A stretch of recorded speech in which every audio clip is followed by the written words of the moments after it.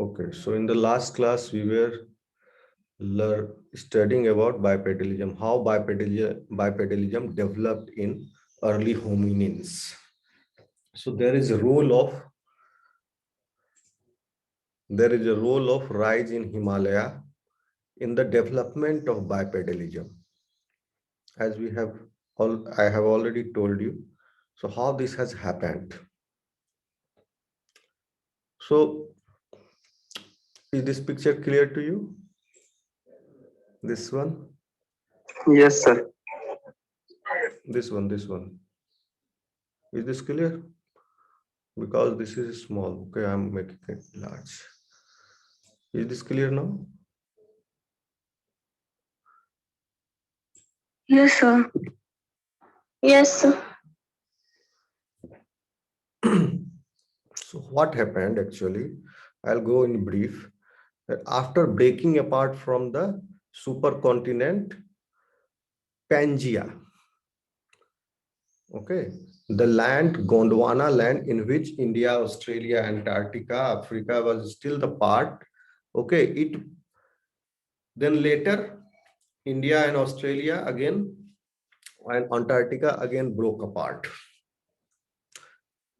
at around 90 million years ago. What happened when India and Australia broke apart?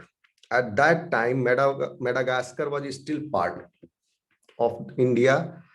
Madagascar was still part of the land. At that time, the speed of the migration was low and it was going upwards. Then when Madagascar broke apart, then dramatically the movement of this Indian tectonic plate increased. This light color region is the soft part of this plate. Soft part of this plate is there, this light yellow region. When the movement got increased, then this plate, India, started migrating towards Eurasian plate at a fast rate. And the rate was almost 15 centimeter per year. And if you calculate this distance, around 70 million years ago, here it is written as 80 million years ago. So just consider यहाँ पर Madagascar अभी break हो रहा है, and around 70 million years ago, Indian plate, क्योंकि Madagascar जब तक था थोड़ा स्लो मूवमेंट हो रहा था, ये ब्रेक अपार्ट होने के बाद ये यहीं छूट गया मेडागास्कर साइड में अफ्रीका के पास ही, और इंडियन प्लेट जो है rapidly started moving to collide with Eurasian plate, and at that time it happened around 70 million years ago. And at that time यानी आप समझ लीजिए डायनासोर्स तब थे ही और अभी डिवास्टेशन नहीं हुआ है. 65 मिलियन ईयर्स अगो सीके डिवास्टेशन है, बाउंड्री है. फिर at this point of time Indian plate got accelerated and the speed was 15 centimeter per annum. So in 30 million years, so if you calculate this, अगर 15 centimetre एक साल में खिसकता है तो 30 मिलियन साल में कितना खिसक जाएगा? 30 मिलियन साल में ये अगर आप कैलकुलेट करोगे तो 4,500 किलोमीटर के लगभग आता है कैलकुलेशन. 4,500 किलोमीटर ये ऊपर खिसक गया, चला गया. एंड अराउंड 40 मिलियन ईयर्स अगो, यानी अब हो चुका है डिवास्टेशन एंड डायनासोर जा चुके हैं और इंडिया जो है collided with Eurasian plate. Indian plate collided with Eurasian plate, it met. ठीक है, 50 मिलियन ईयर्स अगो ये टेथिस सागर जो है क्लोज हो रहा है और finally Indian plate collided. So as a result of which the formation of Himalaya happened. And जब मेरी आवाज आ रही है आप लोगों तक? Yes sir. तो हिमालय तो तुरंत बन नहीं जाएगा, है ना. अभी कोलिजन हुआ है एंड चूंकि इंडियन प्लेट का जो ये येलो रीजन है, this is a soft one, और यूरेशियन प्लेट हार्ड था। तो व्हाट हैपेंड कि instead of going into the mental, ये तो क्या होगा कि टकराने के बाद हो सकता है अंदर की तरफ धंस जाए, ठीक है, मेंटल की अर्थ के कोर में चला जाए। तो क्या होता, वोल्केनिक इरप्शन स्टार्ट हो जाते इस प्लेट के बाउंड्री पर, ये रिंग ऑफ फायर जैसा हो जाता है, जैसे कि पैसिफिक ओशियन में है रिंग ऑफ फायर, ओके। और रिंग ऑफ फायर के ऊपर जापान और जापान के आइलैंड सब, वहां पर काफी वोल्केनोज आते रहते हैं, इसीलिए अर्थक्वेक आते रहता है। तो सॉफ्ट टिश्यू बोल रहे हैं, सॉफ्ट क्रस्ट की वजह से, सो ये क्या हुआ, मेंटल में नहीं जाने की वजह ये ऊपर हो गया, फोल्ड जो है ऊपर की तरफ हो गया, and then formation of Himalaya started. So चूंकि यूरेशियन प्लेट हार्ड था, तो जो भी अपवर्ड मूवमेंट हो रहा है, थर्स्ट हो रहा है, इंडियन प्लेट जो है ऊपर की तरफ खिसक रहा है, ठीक है, और यूरेशियन प्लेट जो है अंदर की तरफ धंस रहा है थोड़ा थोड़ा, क्योंकि वो हार्ड है। तो रेट यहाँ पर 15 सेंटीमीटर था आगे जाने का, अब चूंकि टकरा गया तो अब ये रुक गया यहाँ पर इंडियन प्लेट का मूवमेंट, ठीक है। लेकिन इंडियन प्लेट में फोर्स अभी भी है, यूरेशियन प्लेट बड़ा है। ये लोग, मेरी आवाज समझ में आ रही है आपको? Yes sir. Yes sir. ठीक है, good.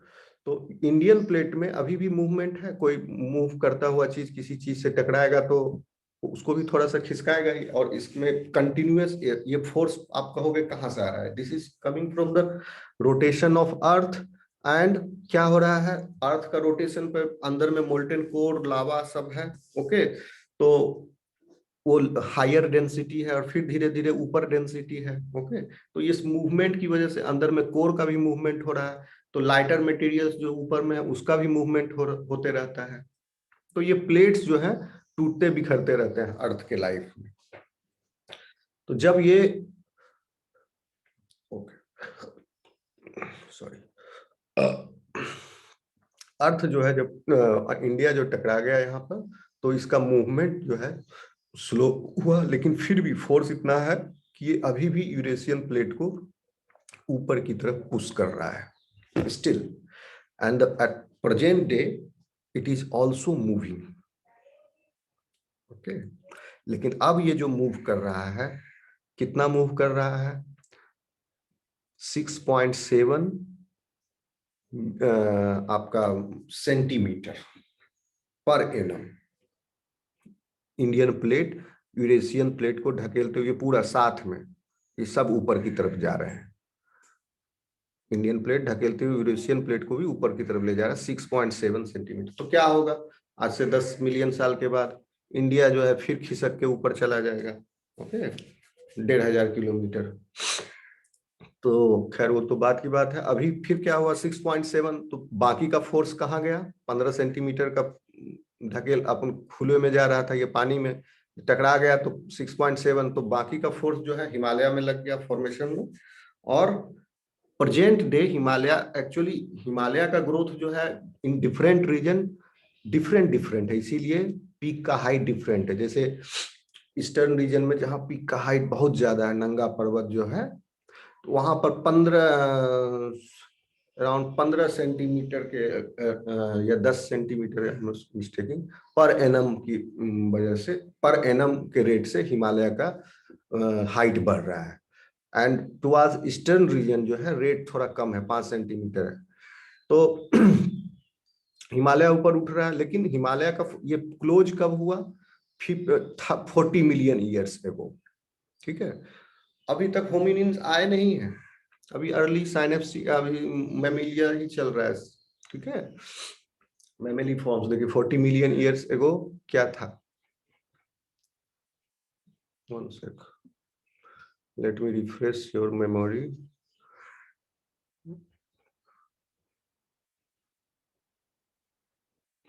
$40 million ago, 40 million years एगो अभी आप सब प्राइमेट्स आ गए थे। प्राइमेट्स आ गए थे, और आपके कौन से प्राइमेट्स आ गए थे, आपके टार्सियर्स थे, ठीक है, और मंकीज का लिनिएज आ गया था। ठीक है, अभी एप्स नहीं आया बट मंकीज वेयर देयर। तो अब जो है 40 मिलियन फिर हिमालय का फॉर्मेशन स्टार्ट हुआ। चूंकि यहाँ पर प्राइमेट्स अभी जब हिमालय नहीं था तो ये सहारा रेगिस्तान डेंस फॉरेस्ट था, तो यहाँ पर प्राइमेट्स थे, यहीं पर उत्पत्ति हुई थी प्राइमेट्स की। तो अब हिमालय का formation started, Himalaya started rising, धीरे धीरे धीरे धीरे राइज किया और 10 मिलियन साल तक आते आते 40 मिलियन से 10 मिलियन 30 मिलियन साल में हिमालय जो है थोड़ा सिग्निफिकेंट हाइट हो गया उसका, एंड उसका क्लाइमेट पर असर पड़ने लग गया। तो उसकी वजह से डिफोरेस्टेशन स्टार्टेड, और सडन इवेंट नहीं है डिफोरेस्टेशन, कोई ग्रेजुअली होते गया, क्योंकि कोई ह्यूमन एक्टिविटी तो था नहीं, टोटल फोर्स जो था वो नेचर का, कोई पेड़ काटने वाला तो मशीन था नहीं। तो नेचुरल फोर्सेस से धीरे धीरे धीरे धीरे vegetation started depleting and formation of grassland happened. और इसी के साथ साथ बाइपेडलिज्म भी डेवलप हुआ। ग्रासलैंड जब हो गया तो आपको हम आगे पढ़ाएंगे होमो एर्गेस्टर। होमो एर्गेस्टर का डेवलपमेंट तब तक हो गया, ग्रासलैंड जब डेवलप हुआ। होमो एर्गेस्टर जो है कंप्लीटली बाइपीडल था और वो लॉन्ग स्ट्रेचेस तक मूव कर सकता था। अब ग्रासलैंड की बारी आई, वो भी सूखने लगे, हिमालय राइज किया है और यहाँ पर वर्षा कम होने लगी, ग्रासलैंड भी सूखे। देन होमो इरेक्टस, होमो इरेक्टस स्टार्टेड माइग्रेटिंग, उसके लिए डिफिकल्ट हो गया फूड, और तब तक ये ज्वाइन भी हो गया।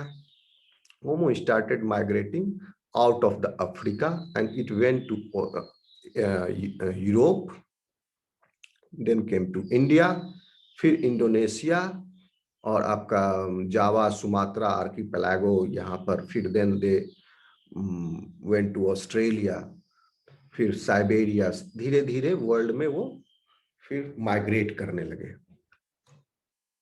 ओके, यहां तक क्लियर है आपको? Yes, sir. Yes, sir. Okay, देखिए क्या लिखा हुआ है। Furthermore whatever the selective pressure that led to bipedalism, hominins did not become more bipedal in a simple linear fashion.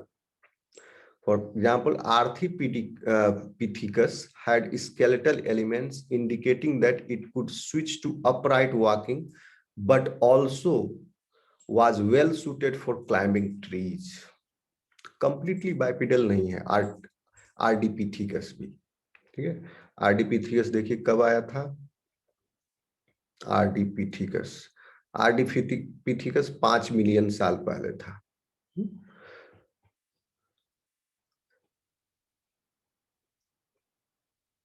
तो कहने का मतलब हुआ 10 मिलियन साल पहले बाइपेडलिज्म डेवलप हुआ, धीरे धीरे डेवलप होते हुए 5 मिलियन साल पहले आर्थिपिथिकस आर्डिपिथिकस, उसके अंदर बाइपेडलिज्म टेंडेंसी डेवलप हो गए, and it could switch to upright walking but also was well suited for climbing. लेकिन पेड़ पर चढ़ना अभी तक नहीं छोड़े थे, क्योंकि खाना तो इनका पेड़ पर था, और ये खा क्या रहे थे, फ्रूट्स खा रहे थे, और ये पेड़ की खोज करते थे, एक पेड़ से दूसरा पेड़।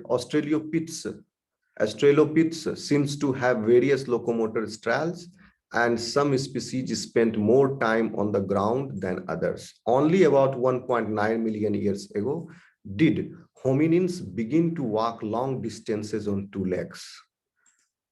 Okay, 2 million years ago पैर से लंबी लंबी दूरी तक तय करना शुरू हो गया, 20 लाख साल पहले। These hominins lived in more arid environments where bipedal walking requires less energy than walking on all fours. तो इसके पीछे फोर्स क्या था, सेलेक्टिव नेचुरल सिलेक्शन का फोर्स, एरिड एनवायरमेंट, वातावरण सूखा होने लगा धीरे धीरे, तो घास के मैदान हुए तो उनको चलने के लगा, पेड़ से उतरे अब खाने की तलाश में, तो पैर का इस्तेमाल किए, 4 हाथ पर चलने में उनको ज्यादा एनर्जी खर्च हो रहा था, खाना भी कम था, धीरे धीरे उन्होंने 2 पैर पर चलना सीख लिया। ओके, टूल यूज, तो जैसे जैसे पैर पर खड़े हुए वो टूल का भी स्किल उनमें आने लगा। As you read earlier, the manufacture and use of complex tools is a derived behavioral character of humans. Determining the origin of tool use in hominin evolution is one of paleoanthropology's great challenges. तो अभी भी investigation चल रहा है, exact कब से tool use start हुआ, there is no कोई ऐसा डिफाइंड बाउंड्री नहीं है कि यहाँ से स्टार्ट किया गया। देयर आर एविडेंसेस, फॉसिल के पास कुछ कुछ टूल्स मिले, और आज जो हम लोग देखते हैं प्रेजेंट डे एप्स और प्राइमेट्स में, एप्स में जो टेंडेंसी देखते हैं, जैसे कि ओरेंगुटान क्या कर रहा है, can fashion stick into probes for retrieving insects from their nests. लकड़ी का डंटी को जीभ से लगा के चिपचिपा कर लिया और उसको बिल में डाल लिया और दीमक को सटा के फिर मुंह में, इस प्रकार से वो खाते हैं orangutans. And chimpanzees also do that same thing. What they do? Using rocks, they smash open the food and putting leaves on their feet to walk over thorns. अगर कांटा बिछा दो तो चिंपांजी जो है पत्ता लाएगा और उसको बिछा करके चलेगा। तो इसका मतलब उसमें सेंस है कांटा से बचने का। तो लेकिन इस प्रकार का कोई फॉसिल के पास लकड़ी का टहनी मिले या कोई जूता उसका मिले पत्ता का, तो संभव नहीं है कि वो फॉसिल सुरक्षित रह जाएगा इतने दिन तक। तो इसका हमको, बट ये अनुमान है और ऐसा होता होगा क्योंकि आज भी हम देख रहे हैं कि चिंपांजी इस तरह से करता है। It is likely that early hominins were capable of this sort of simple tool use, but finding fossils of modified sticks और leaves that were used as shoes is practically impossible.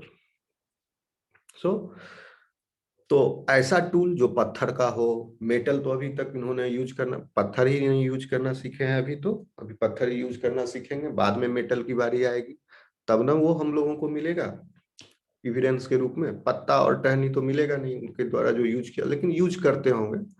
The oldest generally accepted evidence of tool use by hominins, देखिए evidence यहाँ मिला, is 2.5 million year old cut marks on animal bones found in Ethiopia. Bone पर cut mark है जिसे ये लग रहा है किसी धारदार औजार से ये काटा गया है। 2.5 मिलियन ईयर ओल्ड फॉसिल है। These marks suggest that hominins cut flesh from the bones of animals using stone tools. Interestingly, ये 2.5 मिलियन ईयर ओल्ड जो ये मिला है फॉसिल, ये ह्यूमंस का, होमिनिन का फॉसिल नहीं है, यहाँ से कंफ्यूज मत करना। एक होमिनिन दूसरा होमिनिन को मार के नहीं खा रहा था, नरभक्षी नहीं थे वो। 2.5 million year old cut marks on animal bones, दूसरे जानवर के बोन पर कट मार्क्स मिला, ओके, और साथ में होमिनिन का भी फॉसिल था, तो उस जानवर को उन्होंने मार के खाया होगा। Found in Ethiopia, these marks suggest that hominins cut flesh from the bones of animals using stone tools. Interestingly, the hominins whose fossils were found near the site where the bones were discovered had a relatively small brain. साथ ही साथ उस hominin का brain भी small था जो उस fossil site पर मिला, where the bones were discovered, animal bones were discovered, other animal bones, जिसका कटा हुआ था, जहां से टूल भी मिला। If these hominins, which have been named Australopithecus gari, were in fact the creators of the stone tools used on the bones, that would suggest that stone tool use originated before the evolution of the large brain of the hominins. कहने का मतलब वो जो fossil मिला जिसके पास ये stone tool था और बगल में एनिमल का भी बोन था जो कि कटा फटा था, उसका क्या नाम था उस फॉसिल का, उस स्पीसीज का? ऑस्ट्रेलियोपिथिकस गरी। और ऑस्ट्रेलियोपिथिकस गरी बहुत पहले आ गया था, होमिनिन से, होमिनिन ही है लेकिन होमोजीनस से पहले है। तो ये सजेस्ट करता है कि स्टोन टूल जो है originated before the evolution of the large brains in hominins.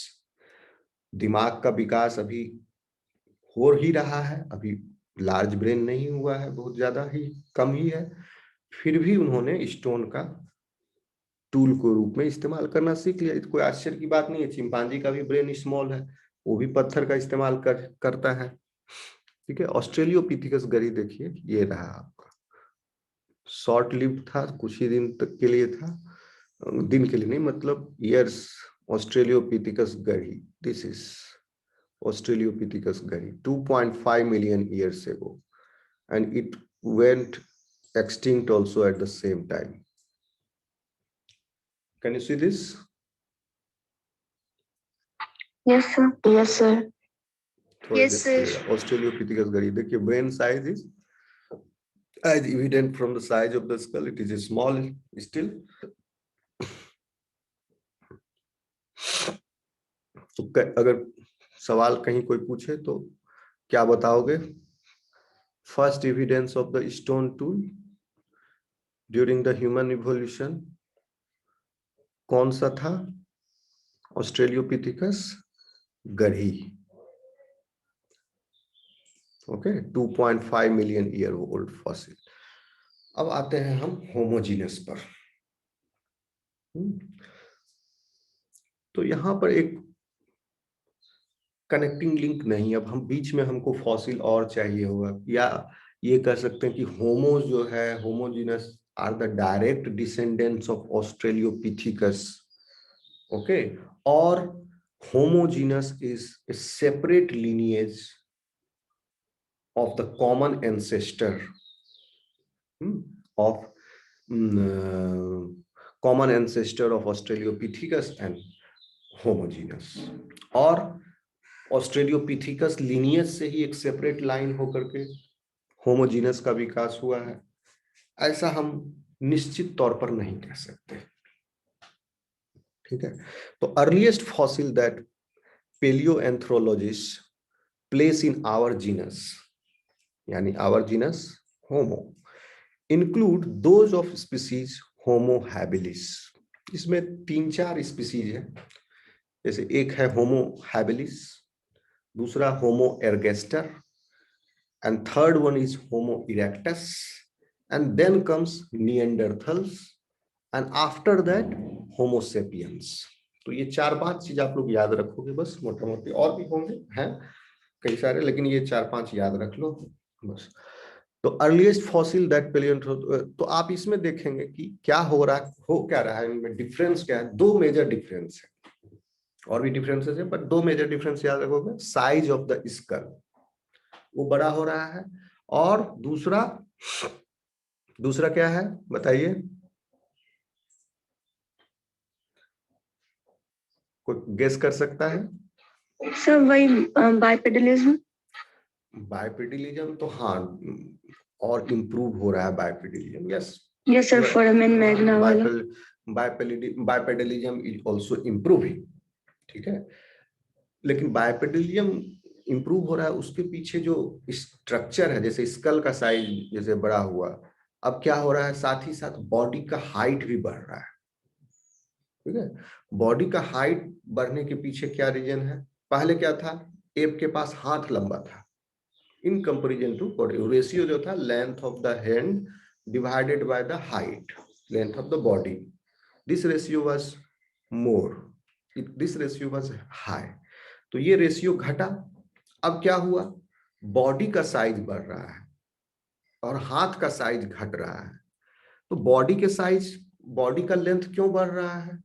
Body का लेंथ इसलिए बढ़ रहा है क्योंकि बाइपेडलिज्म उनके अंदर हो रहा है। तो बाइपेडलिज्म होने के लिए क्या जरूरी है? अच्छे से 2 पैर पर अगर चले आदमी, तो आप देखो उसका सेंटर ऑफ ग्रेविटी जो है, फिजिक्स पढ़ोगे, सेंटर ऑफ ग्रेविटी जो होना चाहिए एकदम उसके बीच में होना चाहिए।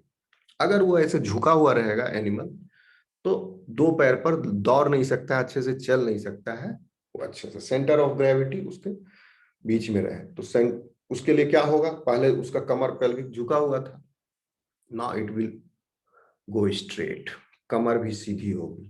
ठीक है, हिप बोन का विकास, हिप बोन भी सीधा होगा, और हिप बोन सीधा होगा चूंकि 2 पैर पर ही अब चल रहा, हाथ का इस्तेमाल कम हो गया, तो हाथ का मसल फिर धीरे धीरे पैर के मसल ज्यादा डेवलप हुए। पहले क्या थे एप्स में, पैर और हाथ में ज्यादा डिफरेंस नहीं, कम डिफरेंस है, ऑलमोस्ट 19-20 का अंतर है समझो। अब क्या हो रहा है, हाथ और पैर में ज्यादा डिफरेंस आएगा। पैर का मसल हाथ के मसल से ज्यादा डेवलप हो गए। पैर के बोन जो है ह्यूमरस, उसका लेंथ ज्यादा बड़ा होगा। ठीक है, पाम से ज्यादा आपका पैर का सोल बड़ा होगा। तो इस तरह से मॉडिफिकेशन स्टार्टेड। तो फर्स्ट क्या हुआ आपका, ये स्कल का साइज बढ़ रहा है। तो सेकेंड इज, आप कलेक्टिवली इस पूरे को कह सकते हो बॉडी हाइट, बस। ठीक है, कलेक्टिवली अब हर चीज को बॉडी हाइट भी बढ़ रहा है। तो अब देखिए, सबसे पहले जो ग्रुप मेंबर है जो अपीयर हुआ होमोजीनस में, फॉसिल वाइज हो सकता है और भी कोई अपीयर हुआ होगा, हमारे पास जो फॉसिल में एविडेंस है वो है होमो हैबिलिस। हैबिलिस मतलब हुआ कि इन्होंने हाथ का इस्तेमाल करना सीख लिया था अच्छे से, है इसीलिए इसका नाम दिया गया हैंडी। दे वर हैबिलिस।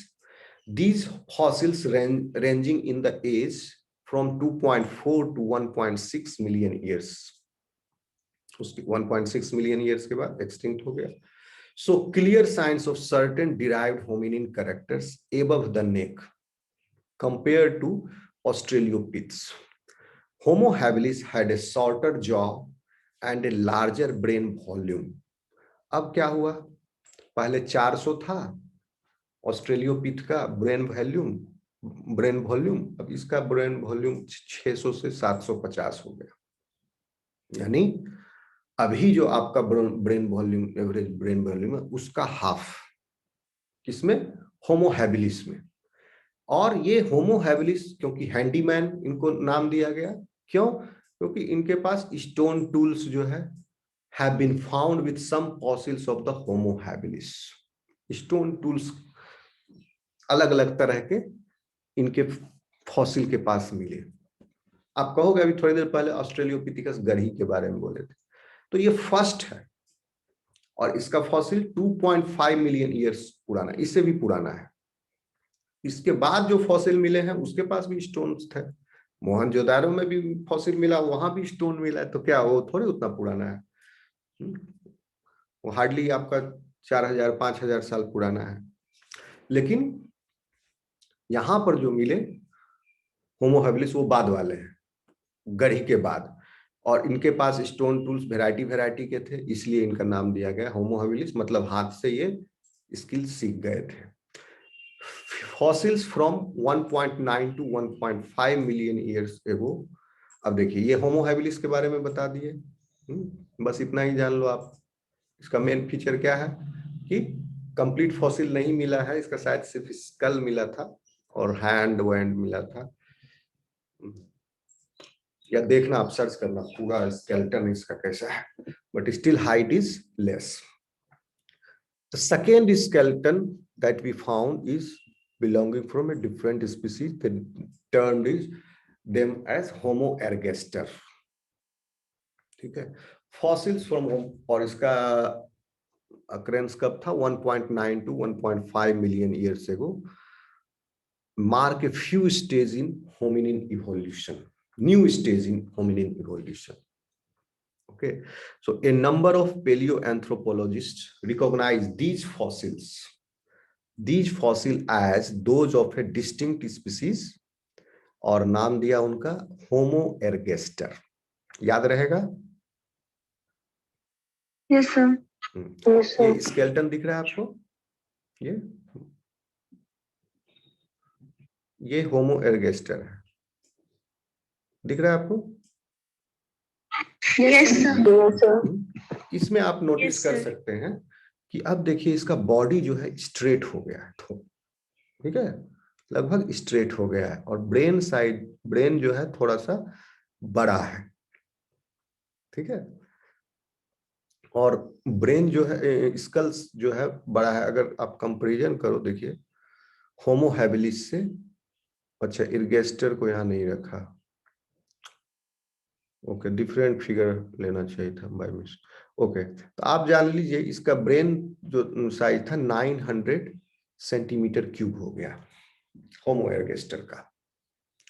और ये ब्रेन के विकास के पीछे ये टूल का बहुत बड़ा योगदान है।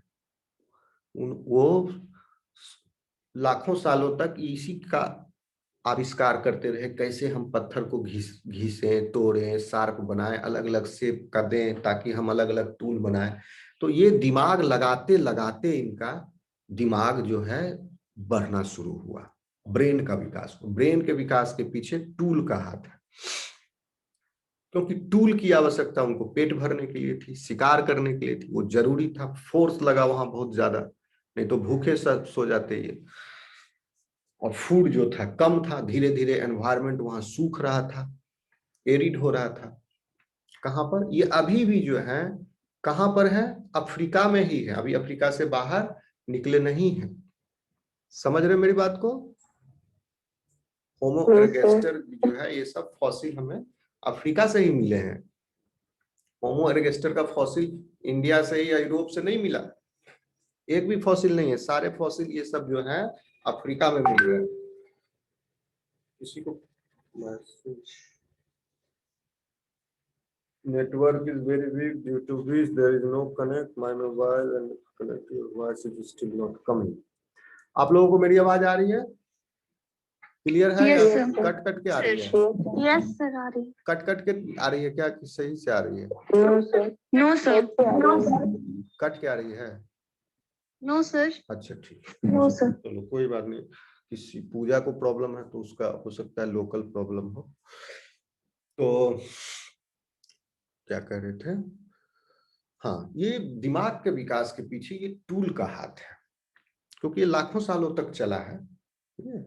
तो कितने जनरेशन आए गए। अभी हम लोगों का लाइफ टाइम बहुत छोटा है। अभी देखिए, जब से इंडस्ट्रियल इवोल्यूशन हुआ, नया नया tool, mobile, TV, plane, aeroplane, train, ये सब बहुत, अगर इस पूरे ह्यूमन इवोल्यूशन का टाइम भी एक्चुअली छोटा है, बहुत कम टाइम है। अगर पूरा कोऑर्डिनेट इवोल्यूशन देखो तो उसमें भी वो कम है, बहुत छोटा टाइम है ये। और उसमें भी अभी इतने 100-200 साल में जो प्रगति हुई है वो तो और भी कम है। तो इस स्केल पर आपको उतना इवोल्यूशन का पैटर्न फिर भी नहीं देखने को मिलेगा।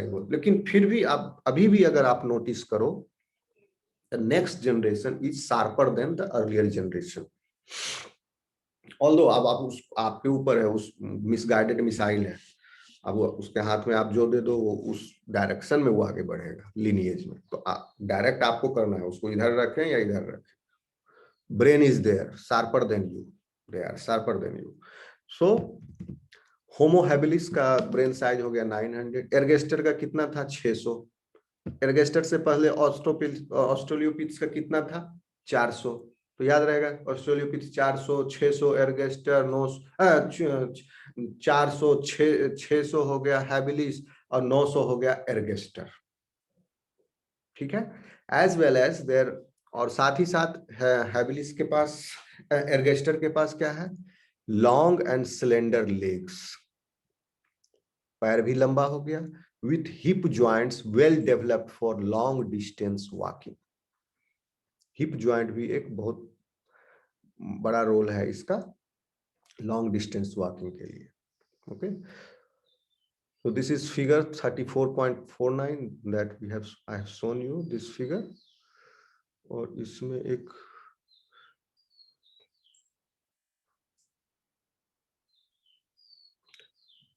this 1.7 million year old fossil है from Kenya, belong to, ये टेक्स्ट नीचे खिसक गया थोड़ा सा, इसको ऊपर कर देता हूँ।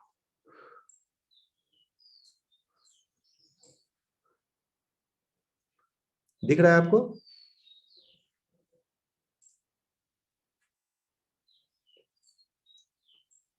ये टेक्स्ट बॉक्स दिख रहा है क्या? Yes, sir. Yes, sir.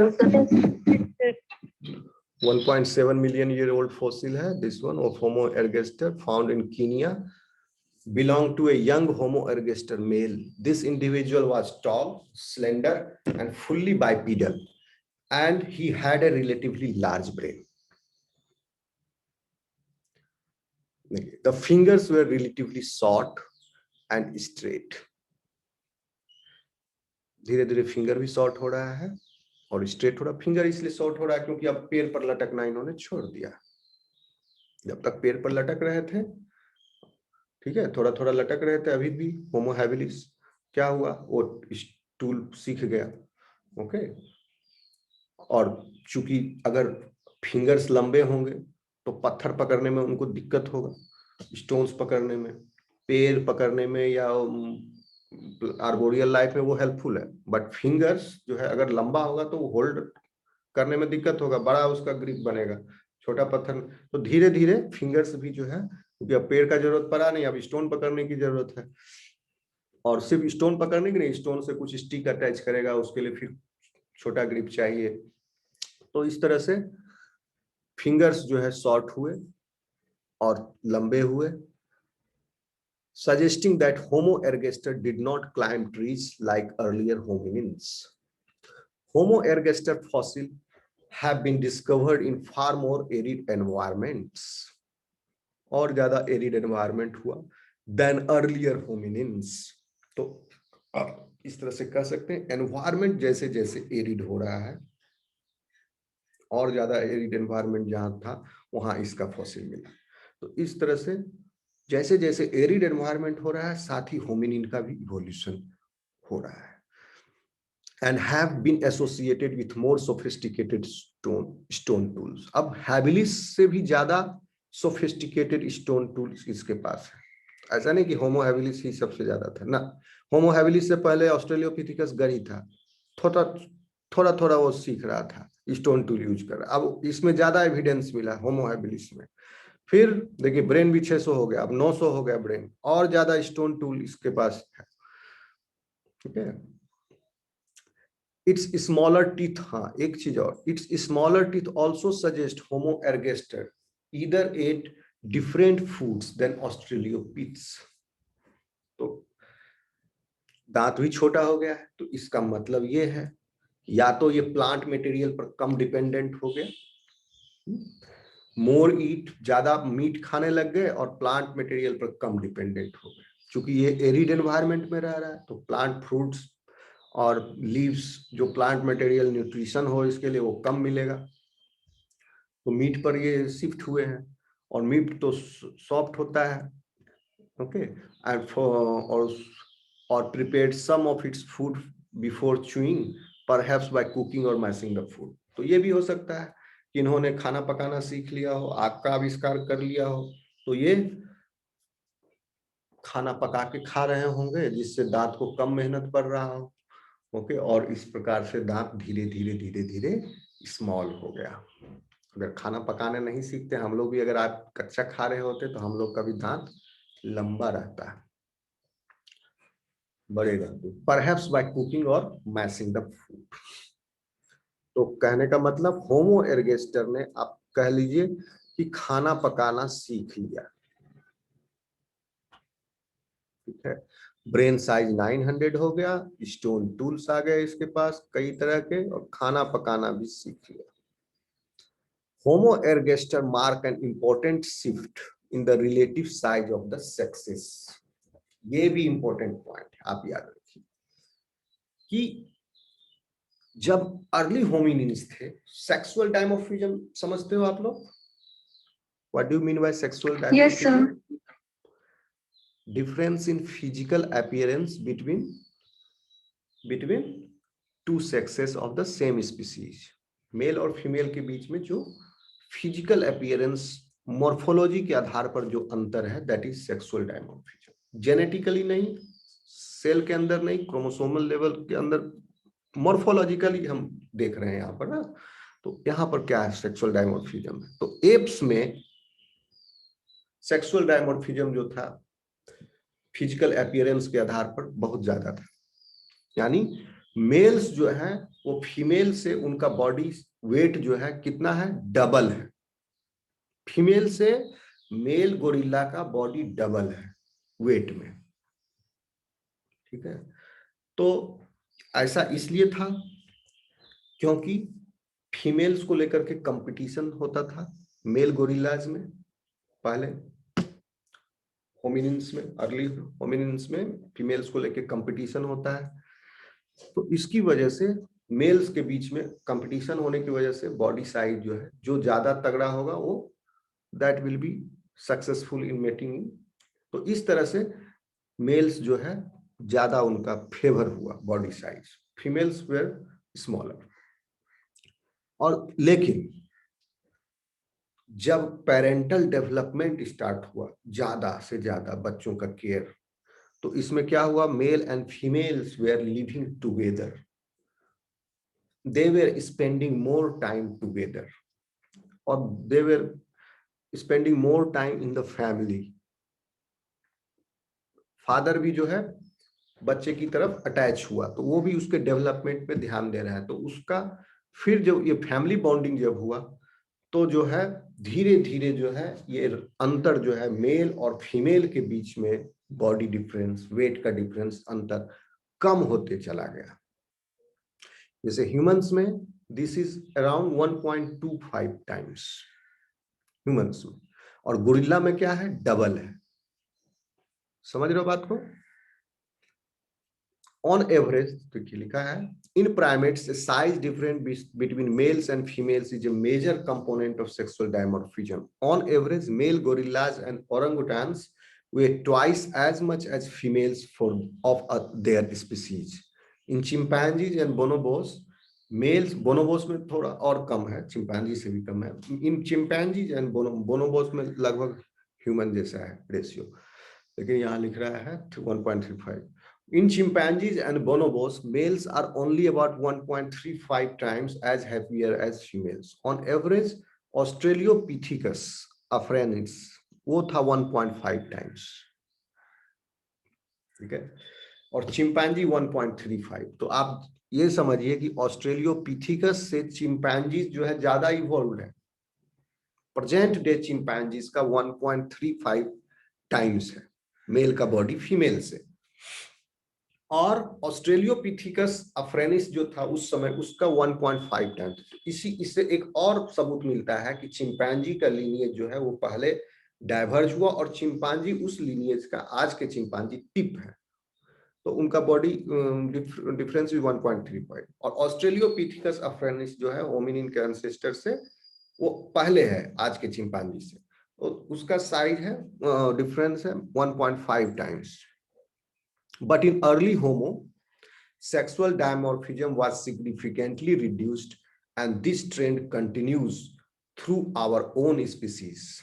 And human males average 1.2 times the weight of the females. तो अब आप देखिए ये जर्नी कहाँ से, ऑस्ट्रेलियोपिथिकस से 1.5 से लेके हम लोग 1.2 हैं, इसके बीच में ये अंतर आया 1.45, 1.4, 1.35, इस तरह से फिर 1.2 अभी तक। ओके, आप लोग इस बात को समझे? Yes, sir. Yes, sir. Yes, sir. Okay. The reduced sexual dimorphism may offer some clues to the social systems of extinct hominins. In extinct primates, extreme sexual dimorphism is associated with intense male-male competition for multiple females. यानी जो primate अभी जीवित है, extent है, अगर sexual dimorphism उसमें extreme है यानी अंतर ज्यादा है, तो इसका मतलब है कि मेल मेल कंपटीशन फीमेल के लिए इंटेंस है उस स्पीसीज में ह्यूमंस में 1.2 है तो नहीं है ह्यूमंस में भी है, इसीलिए तो इतना फीमेल्स को लेके क्राइम हो रहा है। कब सुधरेगा? नहीं सुधरेगा। ये रेशियो और धीरे धीरे आगे इवोल्यूशन में कम होते चला जाएगा, फिर बाद में जाकर के ये 1 हो जाएगा, फिर 1.5 टाइम्स है ऑस्ट्रेलियोपिथिकस में, तो इसमें बहुत झगड़ा होता होगा। इससे ज्यादा चिंपैंजी में इससे कम 1.35, लेकिन वो डिफरेंट लीनिएज है। और एप्स तो डबल है, तो उसमें और भी ज्यादा होता है गोरिल्ला में। अब देखिए होमो इरेक्टस, हाँ ये तो इरेक्टस आएगा फिर। The reduced sexual dimorphism may offer some clues to the social systems of the extinct hominins. इसीलिए सेक्सुअल डायमॉर्फिज्म जो है, जो एक्सटिंक्ट होमिनिन हो गए, तो इस रेशियो से आप अंदाजा लगा सकते हैं, जैसे ऑस्ट्रेलियोपिथिकस में 1.5 टाइम्स है, कि वो लोग के बीच में कितना झगड़ा होता होगा। इन एक्सटेंट प्राइमेट्स आज जो है extreme sexual dimorphism is associated with intense male male competition for multiple females in species that undergo more pair bonding, ठीक है, जिसमें ज्यादा पेयर बॉन्डिंग है मेल और फीमेल के बीच में, यानी ज्यादा प्यार है, जैसे कि हम लोग, our own. Sexual dimorphism is less dramatic, ठीक है, कम है फिजिकल अपीयरेंस के, बॉडी का वेट डिफरेंस जो है कम है। In Homo ergaster therefore males and females may have engaged in more pair bonding than earlier hominins did. This shift may have been associated with long-term care of the young by both parents. Human babies depend on their parents for food and protection much larger than they do the young of other age. ठीक है, समझ गए आप लोग? आगे बढ़े? Yes, sir. Yes, sir. Finally, the third species, the name is Homo erectus, appeared. तो यहां पर भी एक डिबेट है इन्वेस्टिगेटर साइंटिस्ट के बीच में कि whether Homo erectus is coming from Homo ergaster, whether Homo erectus का ancestor Homo ergaster है, क्योंकि दो बात हो सकती है कि एक होमो एर्गेस्टर और होमो इरेक्टस का एक कॉमन एंसेस्टर हो, दोनों का बाप एक हो सकता है होमो एर्गेस्टर और होमो इरेक्टस कजिन है, तो हम होमो इरेक्टस को होमो एर्गेस्टर का एंसेस्टर नहीं कह सकते। अगर कजिन है तो एंसेस्टर कैसे? एंसेस्टर है तो इसका मतलब वो उसका डिसेंडेंट है। अगर वो कॉमन ऊपर में एंसेस्टर है और उसी से ब्रांच हुआ, भले हो सकता है अलग अलग टाइम पॉइंट पर हुआ हो, तो अलग टाइम पॉइंट पर भी हुआ है, तो होमो एर्गेस्टर का तो एंसेस्टर तो वो होगा जो कि अलग एर्गेस्टर का है एंसेस्टर, वो भी उसका एंसेस्टर है, या होमो एर्गेस्टर से ही सेपरेट लीनिएज किसी टाइम पर, मतलब एक सेपरेट ब्रांच जो है has evolved into homo erectus, और आगे जाके होमो एर्गेस्टर का डेड एंड हो गया, Homo ergaster went extinct and then Homo ergaster started evolving. तो दिस आल्सो इज पॉसिबल। तो आप इसको जान लीजिए, फिर मैसेज आया किसी का। Fossils now generally recognized as Homo ergaster were originally considered early members of another species, Homo erectus, and some paleoanthropologists still hold this position. तो कुछ लोग कहते हैं, तो आप लोग भी यही मान के चलो, जो ज्यादातर इन्वेस्टिगेटर कहते हैं यही कह रहे हैं कि होमो इरेक्टस जो है, होमो एर्गेस्टर जो है अर्ली मेंबर है होमो इरेक्टस, यानी होमो इरेक्टर से ही एक लीनिएज, एक ब्रांच होमो इरेक्टस में डेवलप हो गया, या आप कहिए Homo ergaster is ancestor of homo erectus. But second, there is a second school of thought also. अगर कोई ये बात कहे कि नहीं ऐसा नहीं है, तो आप उसे लड़ना मत, कहे हाँ ये भी पॉसिबल है, लेकिन ज्यादातर लोग ये मानते हैं कि होमो इरेक्टस का बाप जो है वो होमो एर्गेस्टर है, ना कि उसका भाई भी हो सकता है। ओके, तो अब देखिए early members of the another species Homo erectus and some paleoanthropologists still hold this position. कौन सा पोजीशन? कि Homo erectus is coming from Homo ergaster. Now Homo erectus कहां ओरिजिनेट हुआ? अफ्रीका में। ये बात भी आप अभी तक देखिए, एर्गेस्टर भी अफ्रीका में ही आया और वहीं एक्सटिंक्ट भी हो गया। ओके, और होमो इरेक्टस आया तो अफ्रीका में, ओरिजिनेटेड इन अफ्रीका, और यही स्पीसीज जो है माइग्रेट कर गया दुनिया के डिफरेंट कोनों में। ये माइग्रेट कर गए क्योंकि अफ्रीका में फूड जहां ये रह रहे थे, कीनिया में जहां पर, और ये सब सहारन अफ्रीका, वहाँ फॉरेस्ट ग्रासलैंड में तब्दील हुआ, ग्रासलैंड भी खत्म हो गया, डेजर्ट हो गया। अब ये यहाँ से भागे, माइग्रेट किए। सो कौन माइग्रेट किए, कोई पूछेगा तो क्या कहोगे, कौन माइग्रेट किया? होमो इरेक्टस माइग्रेट किया। कौन कंप्लीटली बाइपीडल था? तो होमो इरगेस्टर कंप्लीटली बाइपीडल था। कौन सोफिस्टिकेटेड होमोजीनस, कौन सोफिस्टिकेटेड स्टोन टूल बहुत अच्छे से इस्तेमाल करना सीख गया था? होमो हैबिलिस इस्तेमाल करना सीख गया था। कौन सबसे पहले स्टोन टूल को यूज कर रहा था इन होमिनिन्स? तो ऑस्ट्रेलियोपिथिकस गर ही कर रहा था। Am I clear? Yes sir. Yes, sir. और ब्रेन साइज भी आप समझ लिए, ऑस्ट्रेलियोपिथिकस में कितना था? 400 था। उसके बाद हैबिलिस में हो गया 600, एर्गेस्टर में हो गया 900, ओके। और इरेक्टस में थोड़ा और बढ़ गया होगा, ओके, 900 से मान लो 1000-1200, लेकिन 1300 जो है वो निएंडरथल में हो गया।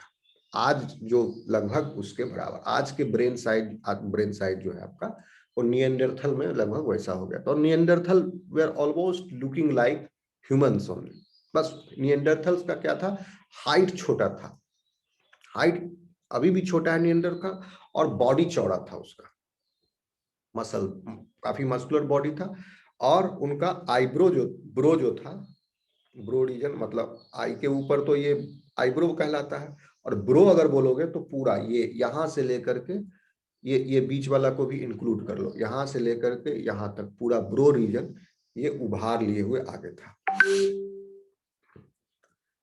तो होमो इरेक्टस जो थे अब माइग्रेट किए अफ्रीका से, and was the first hominin to migrate out of the Africa, and the oldest fossils of the hominins outside Africa, dating back to 1.8 million years ago, were discovered in 2000. तो Africa से बाहर hominin का अगर fossil मिला तो इसका मतलब वो होमिनिन माइग्रेट करके अफ्रीका से बाहर गया, और उसका टाइम पॉइंट है 1.8 मिलियन ईयर्स, और वो था आपका होमो इरेक्टस। और डिस्कवर कहाँ हुआ, कब हुआ? 2000 में, सोचिए रिसेंटली डिस्कवर हुआ है। आप लोगों के लाइफ टाइम में समझ लीजिए डिस्कवर हुआ है। उसके पहले क्या समझ रहे थे लोग, होम अफ्रीका में ही था होमो इरेक्टस, लेकिन 2000 में ये इरेक्टस का फॉसिल मिला कहाँ? Soviet Republic of Georgia. 2000 में, अच्छा, सोवियत रिपब्लिक ऑफ जॉर्जिया ये नाम है, पहले ये यूएसएसआर का कंट्री था। 15 कंट्री में टूट गया ना यूएसएसआर 91 में, तो उसमें से एक कंट्री ये भी है, सोवियत रिपब्लिक ऑफ जॉर्जिया। ये आपका ईरान के ऊपर कैस्पियन सागर के पश्चिम में कॉकस माउंटेन से नैरो स्ट्रिप है, उसके वेस्ट में ब्लैक सी है, और ईस्ट में कैस्पियन सी है। साउथ में ईरान मतलब जॉर्जिया के साउथ में फिर कैस्पियन सी के ईस्ट में फिर अजरबैजान है, फिर साउथ इधर आपका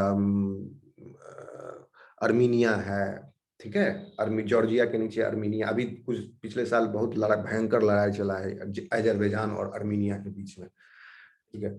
फिर अर्मीनिया के नीचे फिर ईरान शुरू हो जाता है, तो वो उसका लोकेशन है। कॉकस माउंटेन में एक फॉसिल मिला इनको, और कब मिला? 2000 में, और फॉसिल का टाइम था 1.8 मिलियन ईयर्स अगो।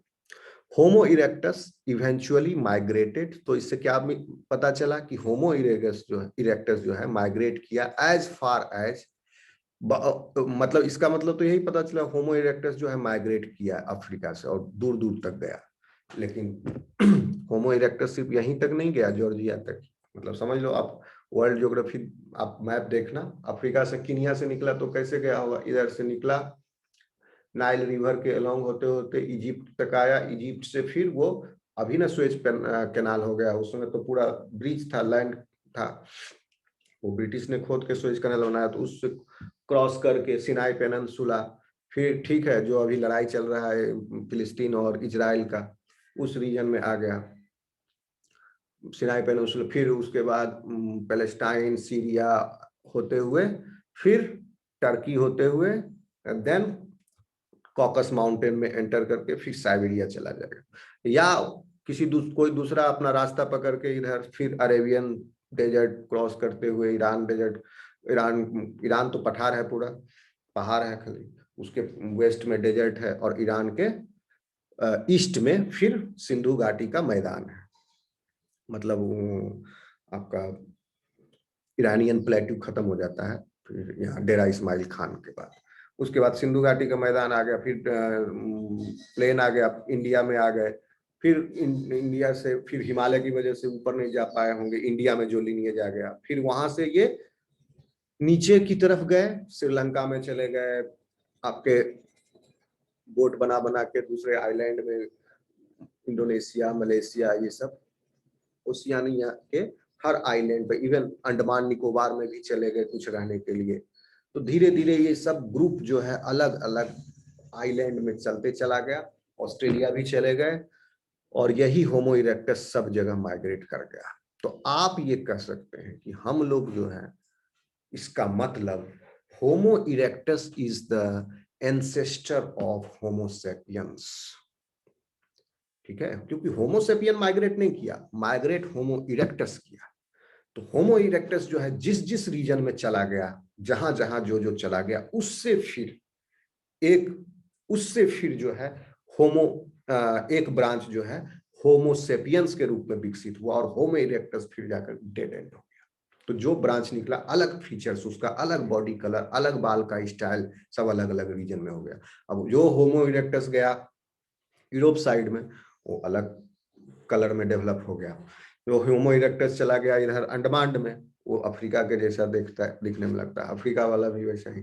फिर होमो इरेक्टस ऑस्ट्रेलिया में जो चले गए, they look like Aborigines, so like this, और इंडिया में जो आ गए वो आदिवासी जैसे। फिर लेकिन होमो इरेक्टस जो है इवेंचुअली और सब जगह माइग्रेट किए। Fossil evidence indicate the homo erectus became extinct जो है 2 लाख साल पहले, ये एक्सटिंक्ट हो गया, और होमो सेपियंस जो है ये इसी समय आ गए।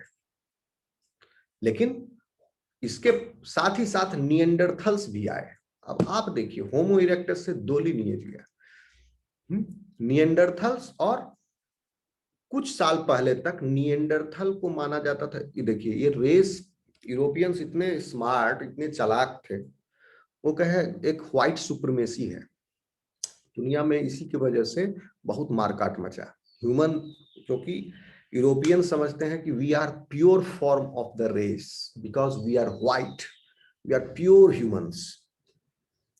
सो पूरी दुनिया पर हम प्योर ह्यूमंस को ही होना चाहिए, इम्प्योर ह्यूमंस को नहीं होना चाहिए।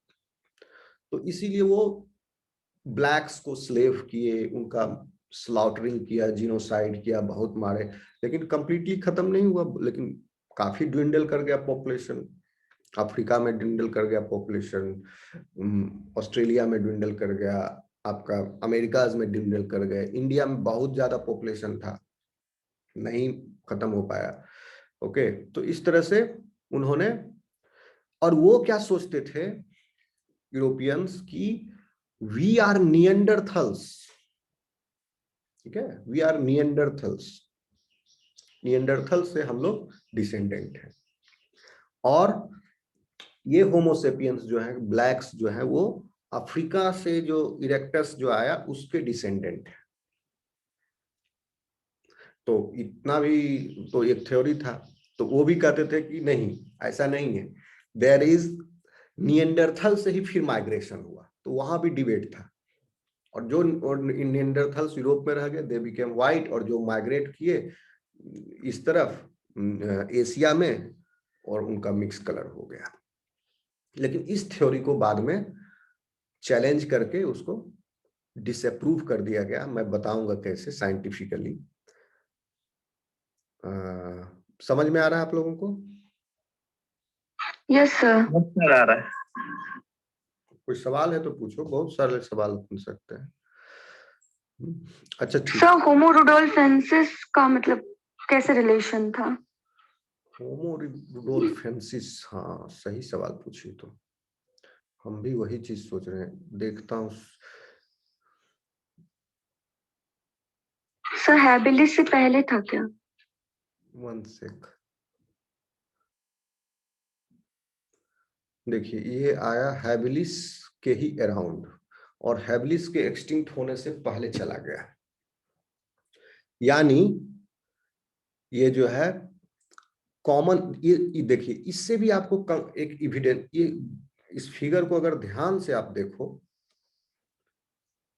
तो आपको कुछ कुछ क्लू मिलेगा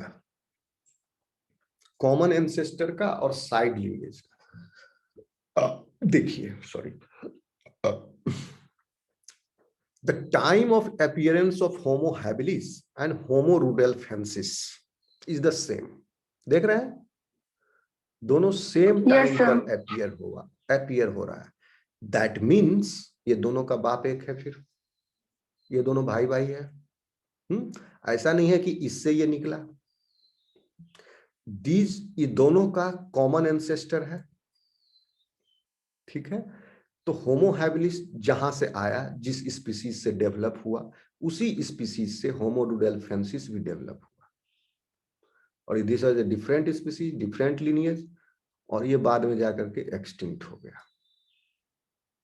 ठीक है, तो हमको ऐसा एक कोई होमो रुडेल्फेंसिस का फॉसिल मिला है।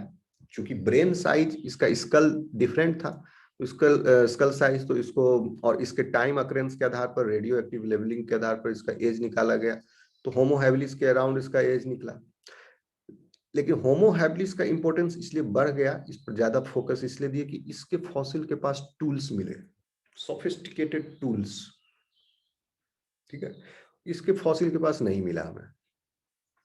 ये भी टूल यूज करता होगा, जब ये यूज कर रहा है तो ये भी यूज कर रहा होगा। ओके, दोनों सेम टाइम पर अपीयर हुआ, but rudolfensis went extinct before Homo habilis. तो अब आप ये कहिए कि उसके बाद आया एर्गेस्टर। तो एर्गेस्टर जो है या तो रुडेल्फेंसिस से ब्रांच होकर निकला हो, ये भी हो सकता है, क्वाइट पॉसिबल, या होमो हैबिलिस से इसका ब्रांचिंग हुआ हो, दिस आल्सो इज पॉसिबल। लेकिन होमो एर्गेस्टर, होमो रुडेल्फेंसिस का सेम टाइम पर दोनों का डाइवर्जेंस हुआ, दिस इज नॉट पॉसिबल, क्योंकि टाइम जो है डिफरेंट है, ये बाद में आया। ओके, आप ये कह सकते हैं कि होमो एर्गेस्टर का एंसेस्टर रुडेल्फेंसिस है, या होमो हैबिलिस भी हो सकता है। Okay, Yes, sir.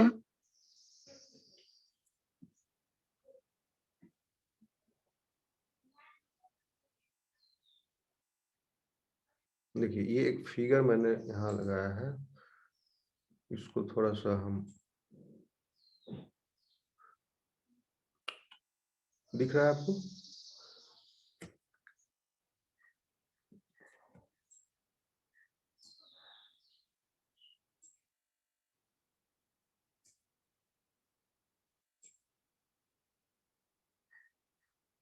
नहीं दिख रहा है ना?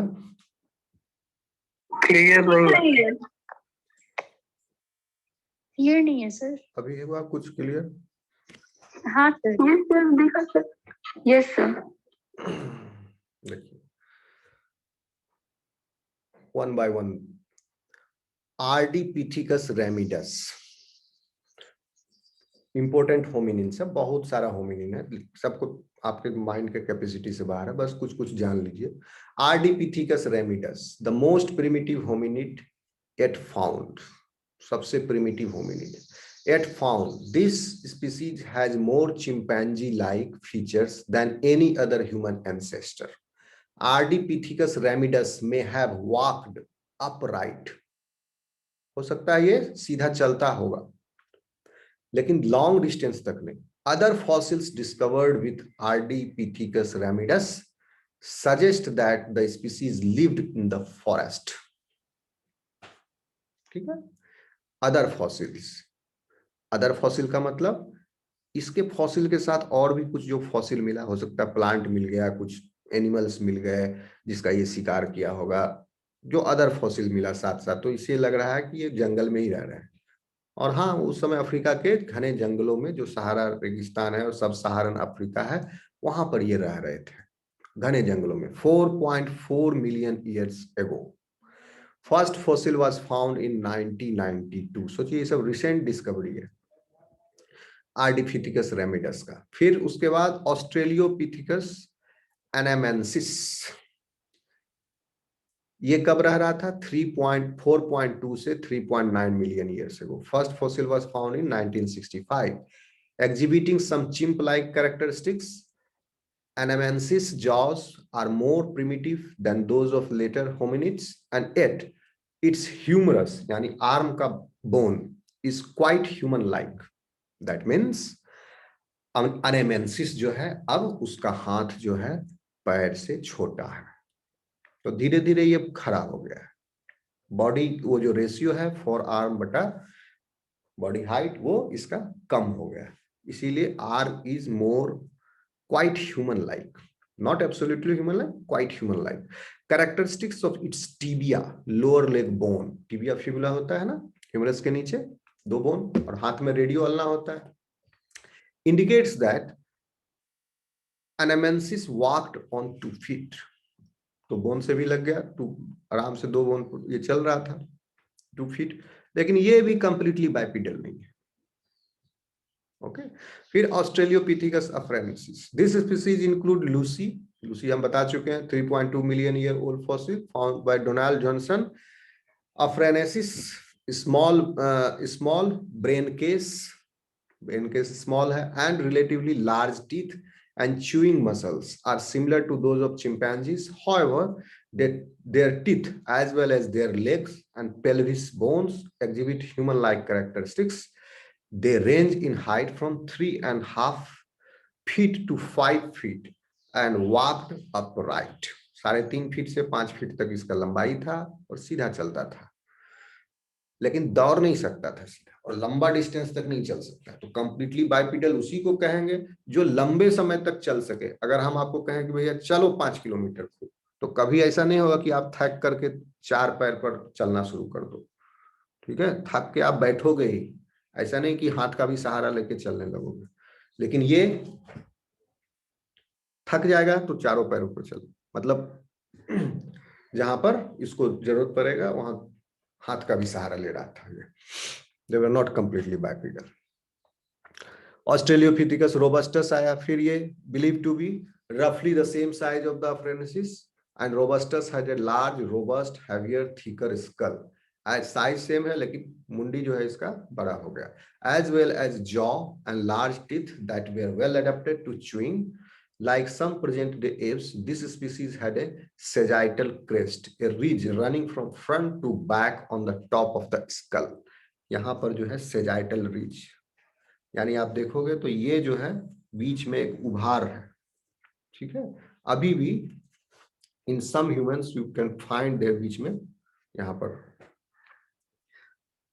सो सेजाइटल क्रेस्ट किसी किसी में दिख जाता है। Like some present day apes, this species has a sagittal crest, a ridge running from front to back on the top of the skull, from which muscles running to the jaws were attached। 2.1 से 1.6 million years। Fossil were found in 1938। Australopithecus bonsai, फिर आया bonsai में क्या था? A bonsai is similar to robustus except that its skull and teeth are even larger। अभी देखिए दांत बड़ा हो रहा है, अभी दांत में छोटा नहीं हो रहा है, दांत जो है इससे भी बड़ा हो गया, मतलब अभी भी ये कंप्लीटली हर्बीवोरस है, अभी ये खाना पकाना नहीं सीखा है, मीट पर नहीं आया है इसका diet.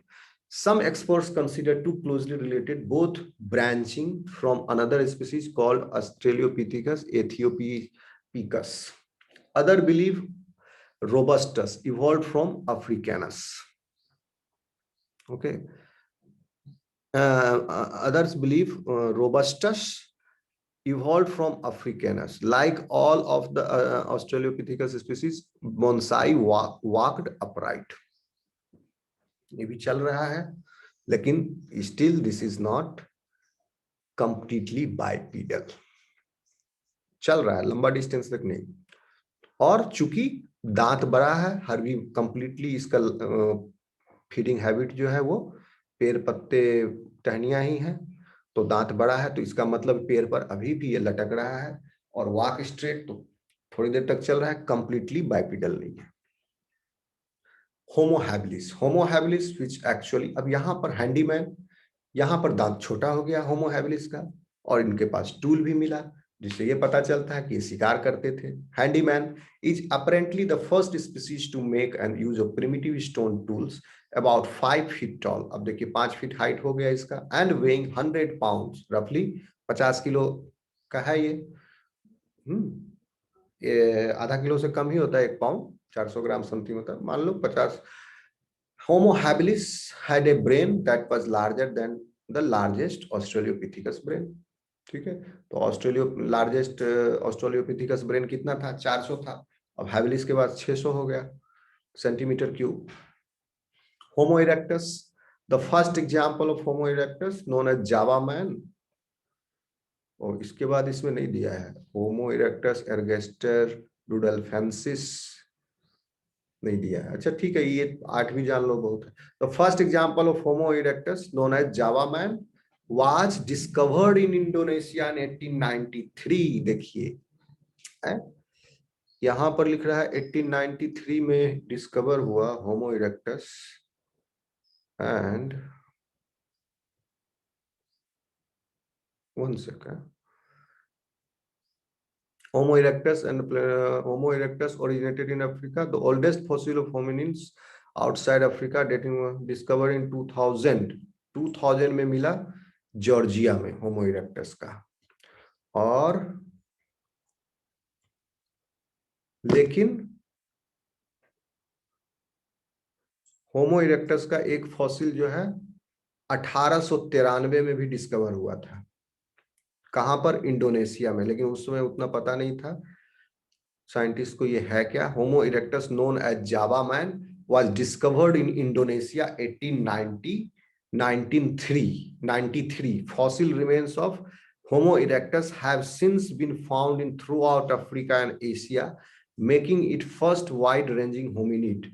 Despite the primitive appearance of its skull, the erectus skeleton is very similar to that of modern humans. Although more robust, thicker and heavier, Homo erectus was probably the first hominid to use fire. ठीक है, Homo erectus जो है खाना पका के खा रहे थे। लेकिन देखिए first fossil was found in 1893, और अभी एक 2000 में जॉर्जिया में फॉसिल मिला है। तो कहने का मतलब हुआ इसका कि एक सेकंड, तो दीदी करने थे, ठीक है तबियत? आए थे भैया, नहीं बोले हैं। कल आए थे? तो हम क्या पता, हम तो गेट पर खड़ा है, भैया भैया भैया, तब चाचा बोले उधार गए देखने के लिए, रोला कि लगता है चला गया कि हमको पता नहीं। मैंने बाजार गए थे कुछ सामान लाने, तो बंद छुट्टी हो गया होगा तो चल गया होगा, पर वही सोच रहे थे। नहीं जाएंगे तो बता के नहीं जाएंगे। हम कुछ हमें कल करना है, चल गए। अच्छा ठीक, हमको लगा है भी नहीं की। अच्छा hello, Yes, sir. Yes, sir. कहाँ थे?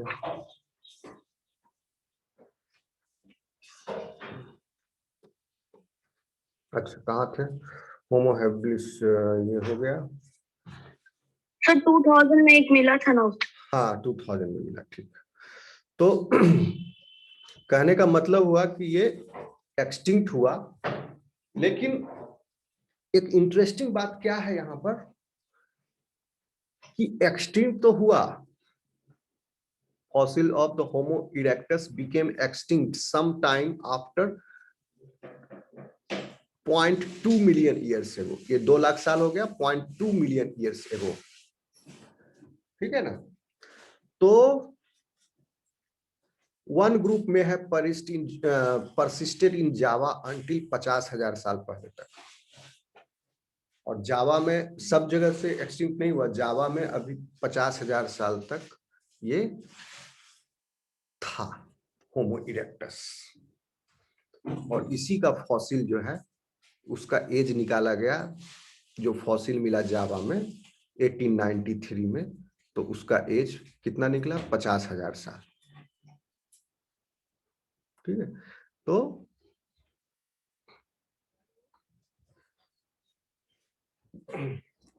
ये हो गया आपका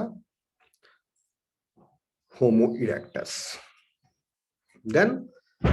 then came Neanderthals. In 1956 miners discovered some mysterious, अब ये एक्सटिंक्ट हुआ होमो इरेक्टस सब, लेकिन माइग्रेट तो सब जगह कर गया था, फैल गया था। अब होमो इरेक्टस से सेपरेट लिनिएज निकला। In 1856 miners discovered some mysterious human fossils in a cave of the Neander Valley in Germany, इसीलिए इसका नाम दिया गया Neanderthals. The 40,000-year-old fossils belong to a thick-boned hominin which with a prominent brow. हड्डी इसका मोटा था सब, और ब्रो जो था प्रोमिनेंट था। The hominin was named Homo neanderthalensis, Homo neanderthalensis, and is commonly called Neanderthal. Now, Neanderthals were living in Europe 0.35 million years ago. ठीक है, 3.5 लाख साल हो गया आपका, 0.35 ना, 0.35 मिलियन ईयर्स एगो। और होमोसेपियंस जो है वो आ गया था 2 लाख साल पहले। तो यहां पर झगड़ा हुआ फिर तो, और यूरोप में ये रह रहे हैं निएंडरथल्स 3.5 लाख साल से। और जो फॉसिल इनको जो लेटेस्ट मिला वो 40,000 साल का था। पुराना फॉसिल 3.5 लाख साल का था। ठीक है, और होमोसेपियंस का सबसे पुराना फॉसिल 2 लाख साल पुराना है। तो अब आप इससे क्या कंक्लूजन निकालिएगा? टाइम स्केल को समझ लीजिए कि निएंडरथल आए, ओके, ठीक है। होमो इरेक्टस जो है एक्सटिंक्ट होने से पहले उससे एक ब्रांच जो है, कुछ होमो इरेक्टस तो अभी तक 50,000 साल पहले तक भी रहा, और होमो इरेक्टस 2000 साल के बाद एक्सटिंक्ट हुए, और 2 लाख साल के बाद एक्सटिंक्ट हुए, और 2 लाख साल के टाइम पर होमो सेपियंस इवॉल्व हो गए थे। ठीक है, और 2 लाख साल पर, और तो इसका मतलब निकलता है कि, और निएंडरथल्स का सबसे पुराना फॉसिल 3.5 लाख साल पुराना है। ठीक है, ये फॉसिल नहीं है, ये मॉलिक्यूलर स्टडी से भी कैलकुलेट किया गया कि कितना डिस्टेंस वो ट्रेवल किया है। ओके, कितना डिस्टेंस होगा, ये मॉलिक्यूलर स्टडी से भी पता लगाया जा सकता है। हो सकता है, जरूरी नहीं कि 3.5 लाख साल पुराना फॉसिल मिला ही हो,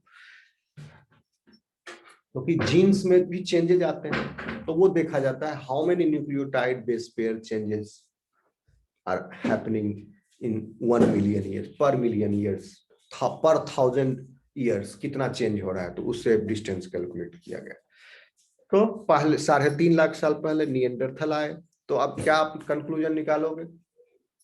होमोसेपियंस से इरेक्टस जो है धीरे धीरे एक्सटिंक्ट हो रहा है, और उससे एक वो आगे चल के एक्सटिंक्ट हो जाएगा, और 3.5 लाख साल पहले निएंडरथल्स जो है have arised from homo erectus. उसके बाद homo sapiens, then a different lineage at around 2 lakh साल पहले होमो सेपियंस का एक अलग ब्रांच हुआ होमो इरेक्टस से ही। ये भी पॉसिबिलिटी है। दूसरा पॉसिबिलिटी क्या है कि निएंडरथल से ही होमो सेपियंस निकला हो, तो 3.5 लाख साल पहले वो आ गया, और 2 लाख साल यानी 1.5 लाख साल के बाद फिर होमो सेपियंस जो है निएंडरथल से निकला हो। ये पहला थ्योरी दिया यूरोपियंस ने, we are descendants of the Neanderthals. But हम देखेंगे एक्सपेरिमेंट उसको साबित किया गया बाद में। Neanderthals were living in Europe 3.5 lakh साल पहले years ago, and later spread to the Near East, Central Asia and Southern Siberia. Sorry, they had a brain as large as that of the present day humans. इनका हो गया human के जैसा brain. देखिए आपको हम ये दिस फॉसिल इज बिलोंगिंग, ये हम फोटो नहीं दिखाया उस समय, आप देख लीजिए, ये होमो इरेक्टस है, दिख रहा है आपको, ये होमो इरेक्टस का स्केलेटन है। Yes sir. तो इसमें आप देख सकते हैं इस हाइट अभी भी छोटा है, ठीक है, हाथ अभी भी लंबा है कंपेरिजन टू बॉडी हाइट, ठीक है, टो को आप देखिए डिफरेंट है थोड़ा, ब्रेन को देखिए डिफरेंट है, size is different, body size is different, थोड़ा सा ये ऐसा है। अब this is homo erectus not ergaster, ये होमो इरेक्टस है, एंड दिस इज निएंडरथल, दिख रहा है आपको, ये दिस इज निएंडरथल, तो it is somewhat looking like human, okay, lower cranium, larger browridge, ये जो है बोरिज लार्ज है, नाक भी बड़ा है, larger nose, larger and broader rib cage, ये सब बड़ा है, शॉर्टर फोरामैन, फोर आर्म, हाथ shorter forearm, broader hips, shorter tibia, ये था निएंडरथल। ये आर्टिस्टिक रिकंस्ट्रक्शन है कि उस कैसा होगा निएंडरथल दिखने में, और ये है निएंडरथल का स्केलेटन, दिख रहा है आपको, yes sir. Yes sir. Skeleton को आप देख सकते हैं, बोन्स जो है इसके छोटे हैं लेकिन मोटे हैं,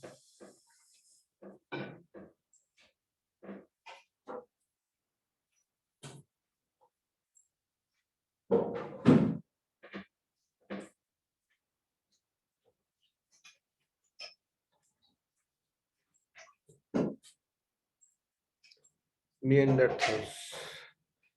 फिर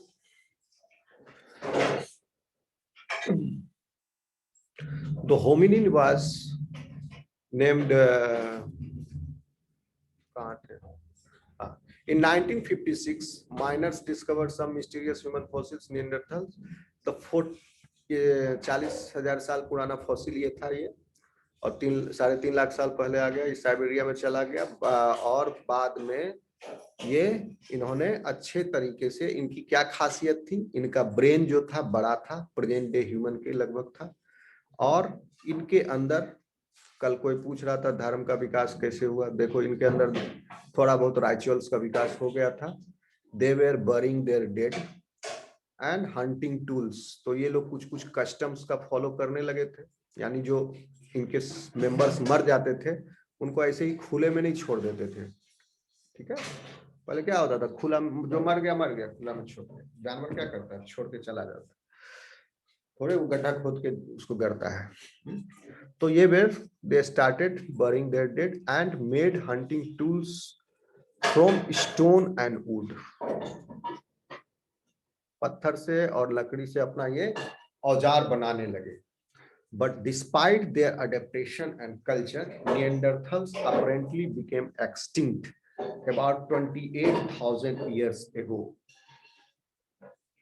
अभी से 28,000 साल पहले निएंडरथल्स फिर विलुप्त हो गए, यानी टाइम ऐसा था जब होमो सेपियंस एंड होमो निएंडरथैल्सिन्स जो है सेम टाइम पर एग्जिस्ट कर रहे हैं, सेम टाइम पर, ये स्पीसीज भी है, वो बाद में इसको इस अलग स्पीसीज का नाम दिया गया, पहले निएंडरथल्स को भी होमो सेपियंस ही समझा जाता था,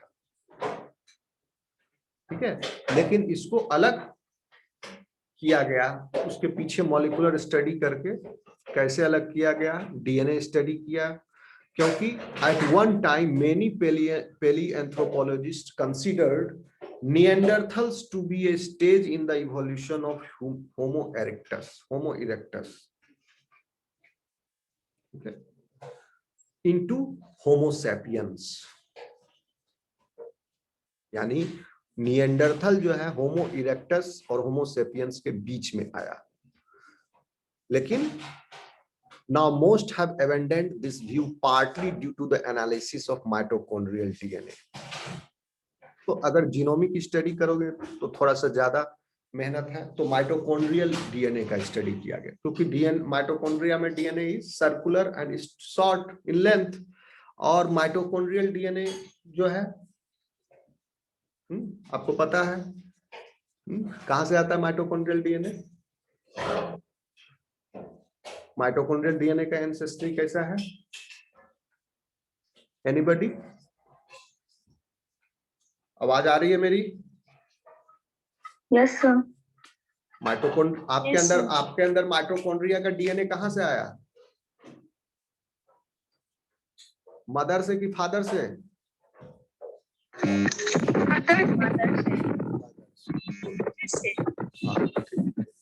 म्यूट कर लीजिए। मदर से आया माइटोकॉन्ड्रिया का डीएनए।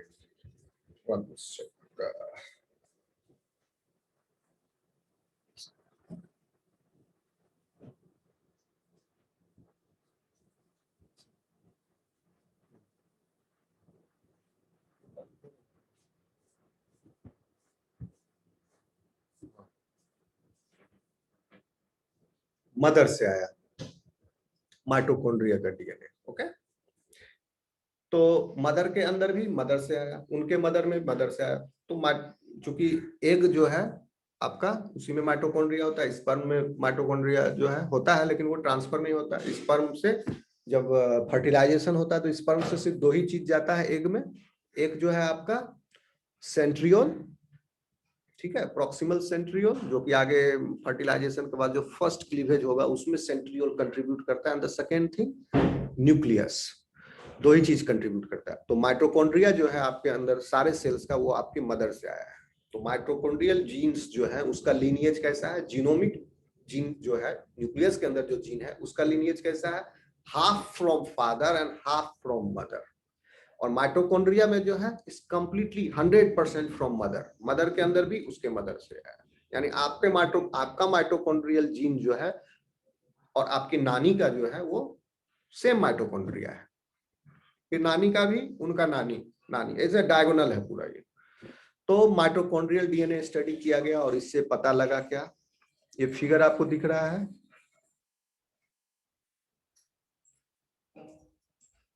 Yes sir. उतना क्लियर नहीं होगा, मैं आपको इस एक्सप्लेन कर देता हूं कि क्या एक्सपेरिमेंट किया गया। कि निएंडरथल्स, डिफरेंट निएंडरथल्स, ठीक है, अलग अलग निएंडरथल्स। तो निएंडरथल्स के फॉसिल्स मिले कई सारे। So what they have done is they have isolated the mitochondrial, they have isolated and sequenced the mitochondrial DNA of chimpanzees, Neanderthals, और जो यूरोपियन कह रहे हैं कि हम लोग निएंडरथल्स के डायरेक्ट डिसेंडेंट्स हैं because we are white and supreme in race. So chimpanzee, Neanderthal, Europeans और दुनिया के अलग अलग देशों से लोग, अमेरिका से, इंडिया से, अफ्रीका से, ऑस्ट्रेलिया से, चाइना से, रसिया से। ओके, आज के डेट में अलग अलग आदमी का माइटोकॉन्ड्रियल डीएनए लेकर उसका सीक्वेंस कर लिया गया। चिंपांजी का माइटोकॉन्ड्रियल डीएनए सीक्वेंस कर लिया गया, निएंडरथल्स का और लिविंग यूरोपियंस का। तो अगर निएंडरथल से अगर होमोसेपियंस और होमो इरेक्टस के बीच में निएंडरथल एक है डायरेक्ट लीनिएज में, अगर निएंडरथल का ब्रांचिंग नहीं हुआ, यानी इरेक्टस से निएंडरथल आया, निएंडरथल्स के descendant direct descendants are homo sapiens, अगर ऐसा है तो then you will observe this type of phylogeny, यानी this is the expected one. Is this clear to you? मैं दिखा रहा हूं, थोड़ा इंटरेस्ट आएगा आपको, इसलिए मैं समझाने, कोर्स में आपका नहीं है लेकिन अब जानिए, अच्छा है मॉलिक्यूलर स्टडी, आपको इंटरेस्ट लगेगा, कुछ इंटरेस्टिंग लगेगा, है कि नहीं? देखिए, आवाज आ रही है मेरी? Yes sir. Yes sir. अगर ह्यूमन बींग्स जो है निएंडरथल की संतान है तो इसका मतलब फाइलोजेनी इस प्रकार से मिलेगा। Common ancestor is branchiating into chimpanzees, and then common ancestor of these 3 groups, and this common ancestor is giving rise to Neanderthals. In one group Neanderthals and then Europeans. And अगर European अलग हैं बाकी दुनिया के अलग काले लोगों से, तो ये यहां पर इसका सेपरेट लिनिएज। और निएंडरथल्स एंड यूरोपियंस जो हैं they are in relation. Other living humans जो है उसके बीच में Neanderthals. This was the hypothesis. Neanderthals gave rise to European humans. Okay. But the result from Neanderthal mitochondrial DNA sequences differed at 3.5% of the basis, whereas on the converse, on average, यानी Neanderthal के जितने भी fossils थे उनके बीच में जो difference था mitochondrial DNA का वो सिर्फ 3.5% था। सिर्फ एक निएंडरथल की तुलना नहीं की गई, अलग अलग निएंडरथल्स के लिए गए। तो on average and the Neanderthal and homo sapiens के माइटोकॉन्ड्रियल डीएनए के बीच का डिफरेंस जो था वो 24% था। So the phylogenetic analysis yielded the following tree. Neanderthals जो थे आपस में 3.5% अलग हैं और निएंडरथल से यूरोपियंस और अदर ह्यूमन बींग्स जो है उनका डिफरेंस जो है 24% है। अगर निएंडरथल्स जो थे यूरोपियंस के डायरेक्ट रिलेटिव होते तो इनके बीच में डिफरेंस कम होता माइटोकॉन्ड्रियल डीएनए के बीच में डिफरेंस। बट यूरोपियंस का, एशियंस का, ऑस्ट्रेलियंस का, अफ्रीकन्स का, इन सब के माइटोकॉन्ड्रियल डीएनए के बीच का जो डिफरेंस है वो काफी कम है। ओके, बहुत कम है। लेकिन निएंडरथल और ह्यूमंस यानी उसमें यूरोपियंस, अफ्रीकन, एशियन सब जोड़ लें उसके बीच का जो डिफरेंस है दैट इज 24%। तो दैट मीन्स निएंडरथल जो है वो होमोसेपियंस से अलग है और ये सब यूरोपियंस, अफ्रीकन्स, ऑस्ट्रेलियंस ये सब हम लोग होमोसेपियंस एक ही लिनिएज से। So the phylogenetic analysis yielded the following tree. Chimpanzees alag, and then Neanderthals, there are different types of Neanderthals belonging to the same group, and Europeans and other living humans are quite distant from the Neanderthal. So that means Neanderthals form one clade and living humans form another separate clade. Okay. So thus it is not likely that Neanderthals gave rise to European humans. Okay. So this hypothesis was rejected. What happened? At one time, many paleoanthropologists considered Neanderthals to be a stage in the evolution of Homo erectus into Homo sapiens. Okay. Now, most have abandoned this view, partly due to the analysis of mitochondrial DNA. These and other genetic results suggest that Neanderthals may have contributed. हो सकता है Neanderthal भी जो है human genetic gene pool में इसका contribution हो, या कह सकते हैं जीन पूल में कंट्रीब्यूशन है। दैट मीन्स कि हो सकता है 28,000 साल पहले निएंडरथल विलुप्त हुए, उसके पहले निएंडरथल्स और होमोसेपियंस भी थे साथ साथ, हो सकता है वो लोग आपस में मेट भी करते हो। ठीक है, तो ये दोनों स्पीसीज के बीच में जो डिफरेंस है वो कम होगा उतना साल पहले। आज के ह्यूमन सेपियंस से तुलना किया जाए, निएंडरथल्स का जो 28,000 साल पहले विलुप्त हुए, वो निएंडरथल्स आज के होमोसेपियंस तो डिफरेंस ज्यादा है, लेकिन उनके साथ जब को एग्जिस्ट कर रहे थे दोज होमोसेपियंस, उनमें डिफरेंस कम होगा। And it is quite likely that there might be mating, and इसी का मतलब हुआ they have contributed to the gene pool Neanderthals of Homo sapiens. तो ये भी एक सिर्फ अनुमान है। However, 2010 analysis of the DNA sequence of Neanderthal genome, Neanderthal का पूरा जीनोम का सीक्वेंसिंग किया, appears to be consistent with limited gene flow between two species. Oh, यानी जीन फ्लो जो है दोनों स्पीसीज के बीच में still it is very limited. तो दैट मीन्स इन दोनों के बीच में मेटिंग की संभावना नहीं थी. In addition, some researchers have argued that evidence of gene flow can be found in fossils that show a mixture of Homo sapiens and Neanderthal characteristics. Further, genetic analysis and fossil discoveries will be needed to resolve the ongoing debate over the extent of genetic exchange between two species. तो और ज्यादा evidence की आवश्यकता है. ये दूसरा group of scientist ये कह रहा है कि आप उस टाइम का फॉसिल ना देखिए जिस समय होमो सेपियंस और निएंडरथल्स साथ में एग्जिस्ट कर रहे थे. तो उस टाइम में होमो सेपियंस के फॉसिल का आप जीनोम सीक्वेंस कीजिए, तब आपको वहां पर जीन पूल में दिख सकता है कंट्रीब्यूशन निएंडरथल्स का. अभी का आप होमो सेपियंस के जीनोम को सीक्वेंस करके आप कंपैरिजन कर रहे हैं निएंडरथल के जीन से. तो ये डिबेट है, बट आप ये जान लीजिए कि this is true, this one is true, कि क्या कि चिंपैंजी जो है और निएंडरथल्स, ठीक है, इसके बीच में भी बहुत सारा होगा ओके, लेकिन चिंपैंजी जो है वो टिप पर है ना.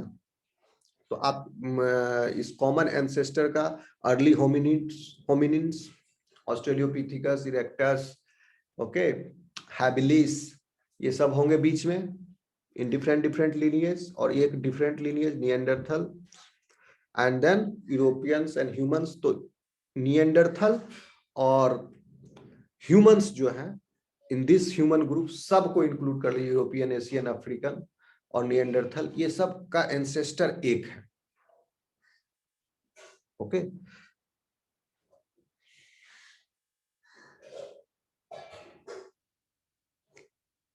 ठीक है. और किसी को कुछ सवाल है? No sir. Sir homo sapien सबसे पहले कहाँ पे पाए गए थे? फॉसिल, होमो सेपियंस का फॉसिल पूछ रहे हो? Yes sir. होमो सेपियंस का फॉसिल जो है अफ्रीका में मिला है, ओल्डेस्ट फॉसिल. रुको, आपके सवाल का हम 1 सेक सर्च कर लेते हैं. ओल्डेस्ट फॉसिल अफ्रीका में पाए गए थे सबसे पहले या एशिया में? Let me clear it.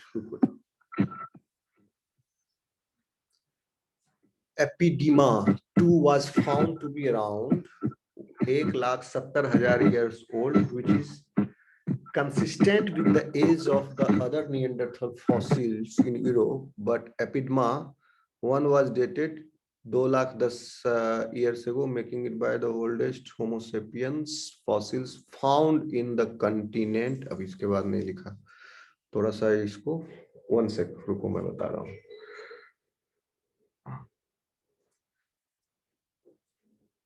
This 2010 year old skull may be the oldest human fossil found in Europe.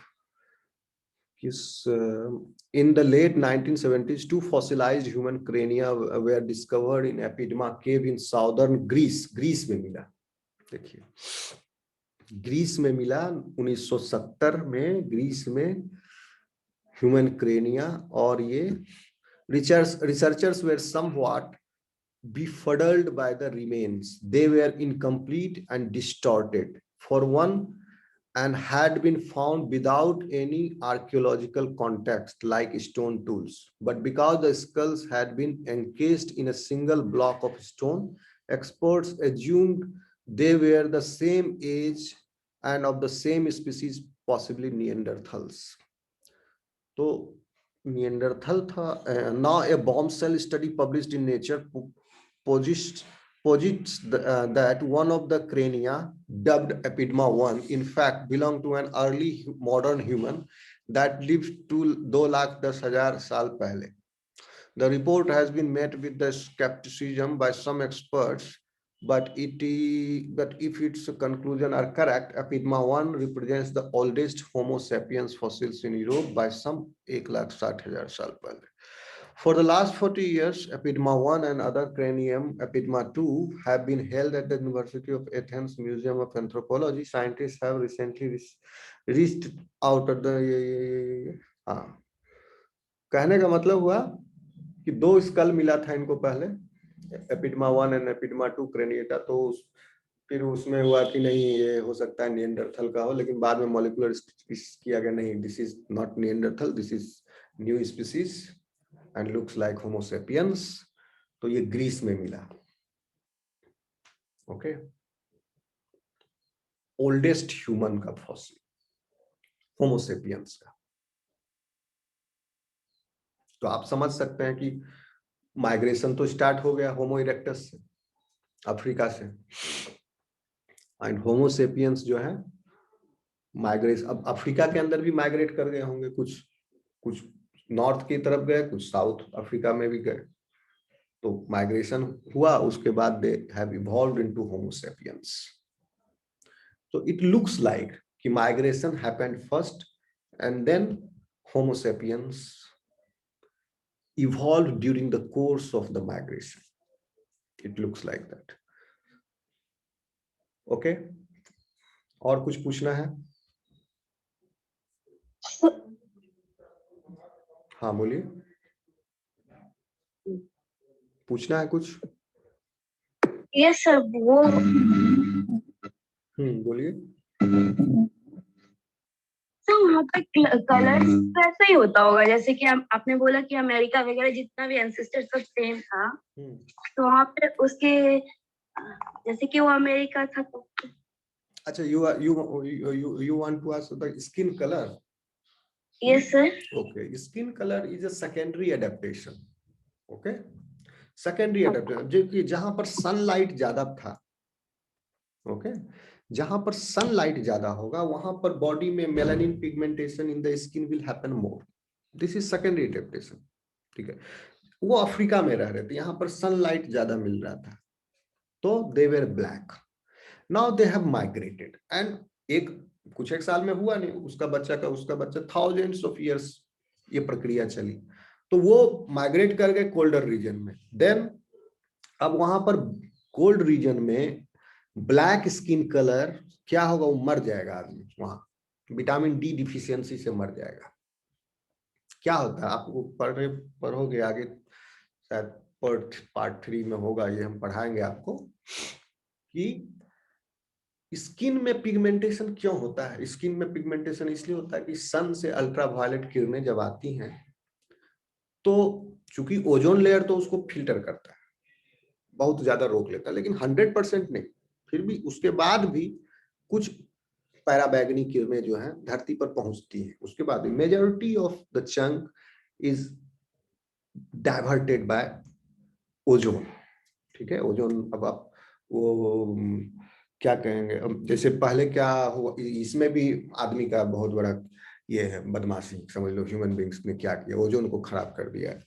क्योंकि पहले क्या करते थे लोग, फ्रिज जो उन्होंने बनाया था, क्योंकि खाना को प्रिजर्व करके रखना है, मीट को, तो क्या करते थे कि बर्फ की सिल्ली शहर में ढोई जाती थी, लंदन में और फ्रांस में, यूरोप में, जर्मनी में गर्मियों के दिनों में. तो वो आइस स्लैब्स को अलमारी में रख लेते थे नीचे, ताकि तो वो पूरा एनवायरनमेंट ठंडा रहेगा थोड़ा, और उसके ऊपर used to keep their food particles. लेकिन क्या होगा, as the time will progress, ice will melt और पच होगा रूम पूरा उसका. तो धीरे धीरे उन्होंने ऐसा किया कि कुछ ऐसा केमिकल बनाया जो अंदर में फ्लो करे और उसके प्रेसिंग से कूलिंग हो, तो रेफ्रिजरेटर का विकास हुआ. लेकिन पहले जो कूलेंट बनाए वो सब हाइड्रोजन सल्फाइड और ये सब पॉइजनस, मरकरी वगैरह यूज किया वो लोग. पॉइजनस था, वो अमोनिया था, वो सब में पॉइजनस था, तो ह्यूमन बींग्स को अफेक्ट करने लगा.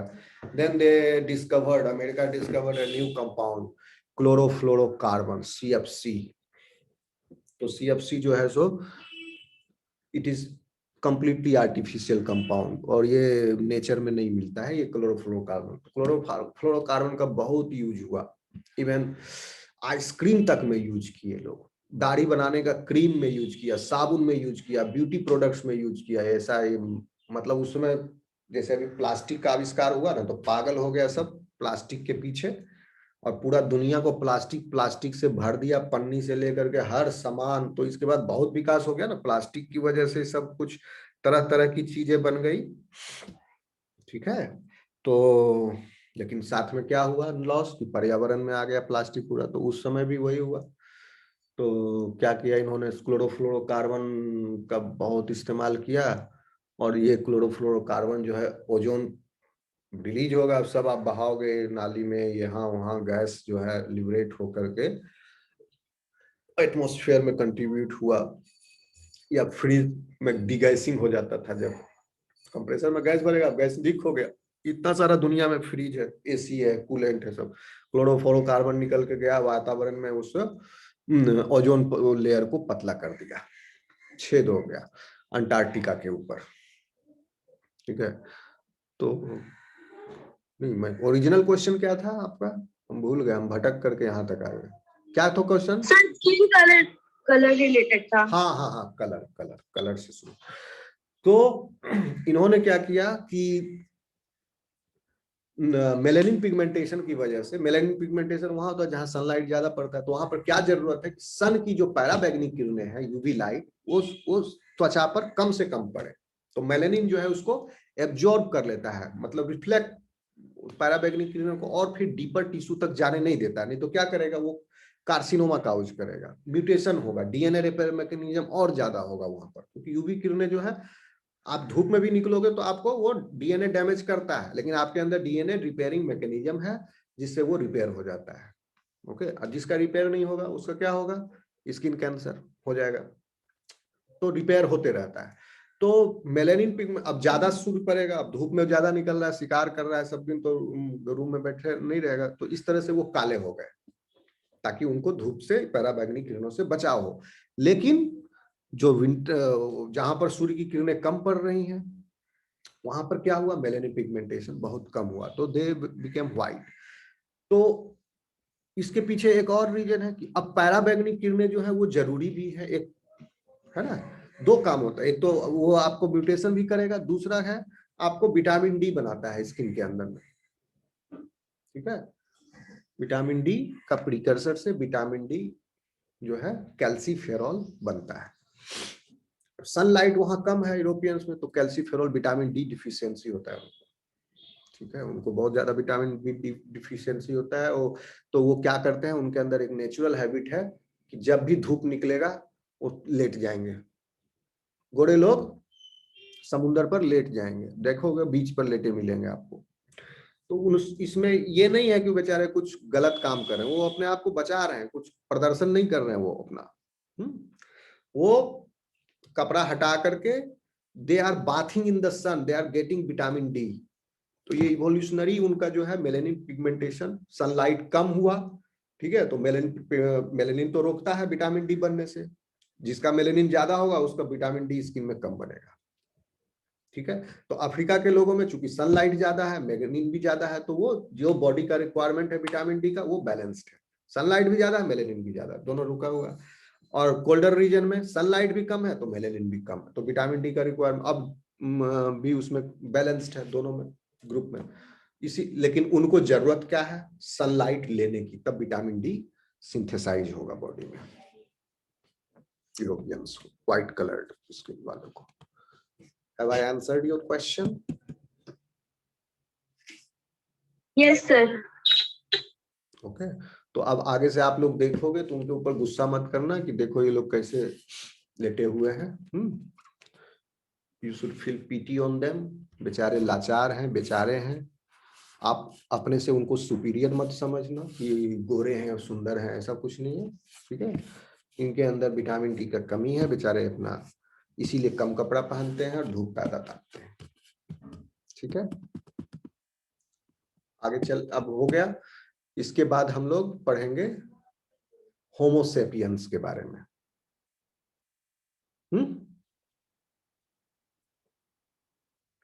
ठीक है।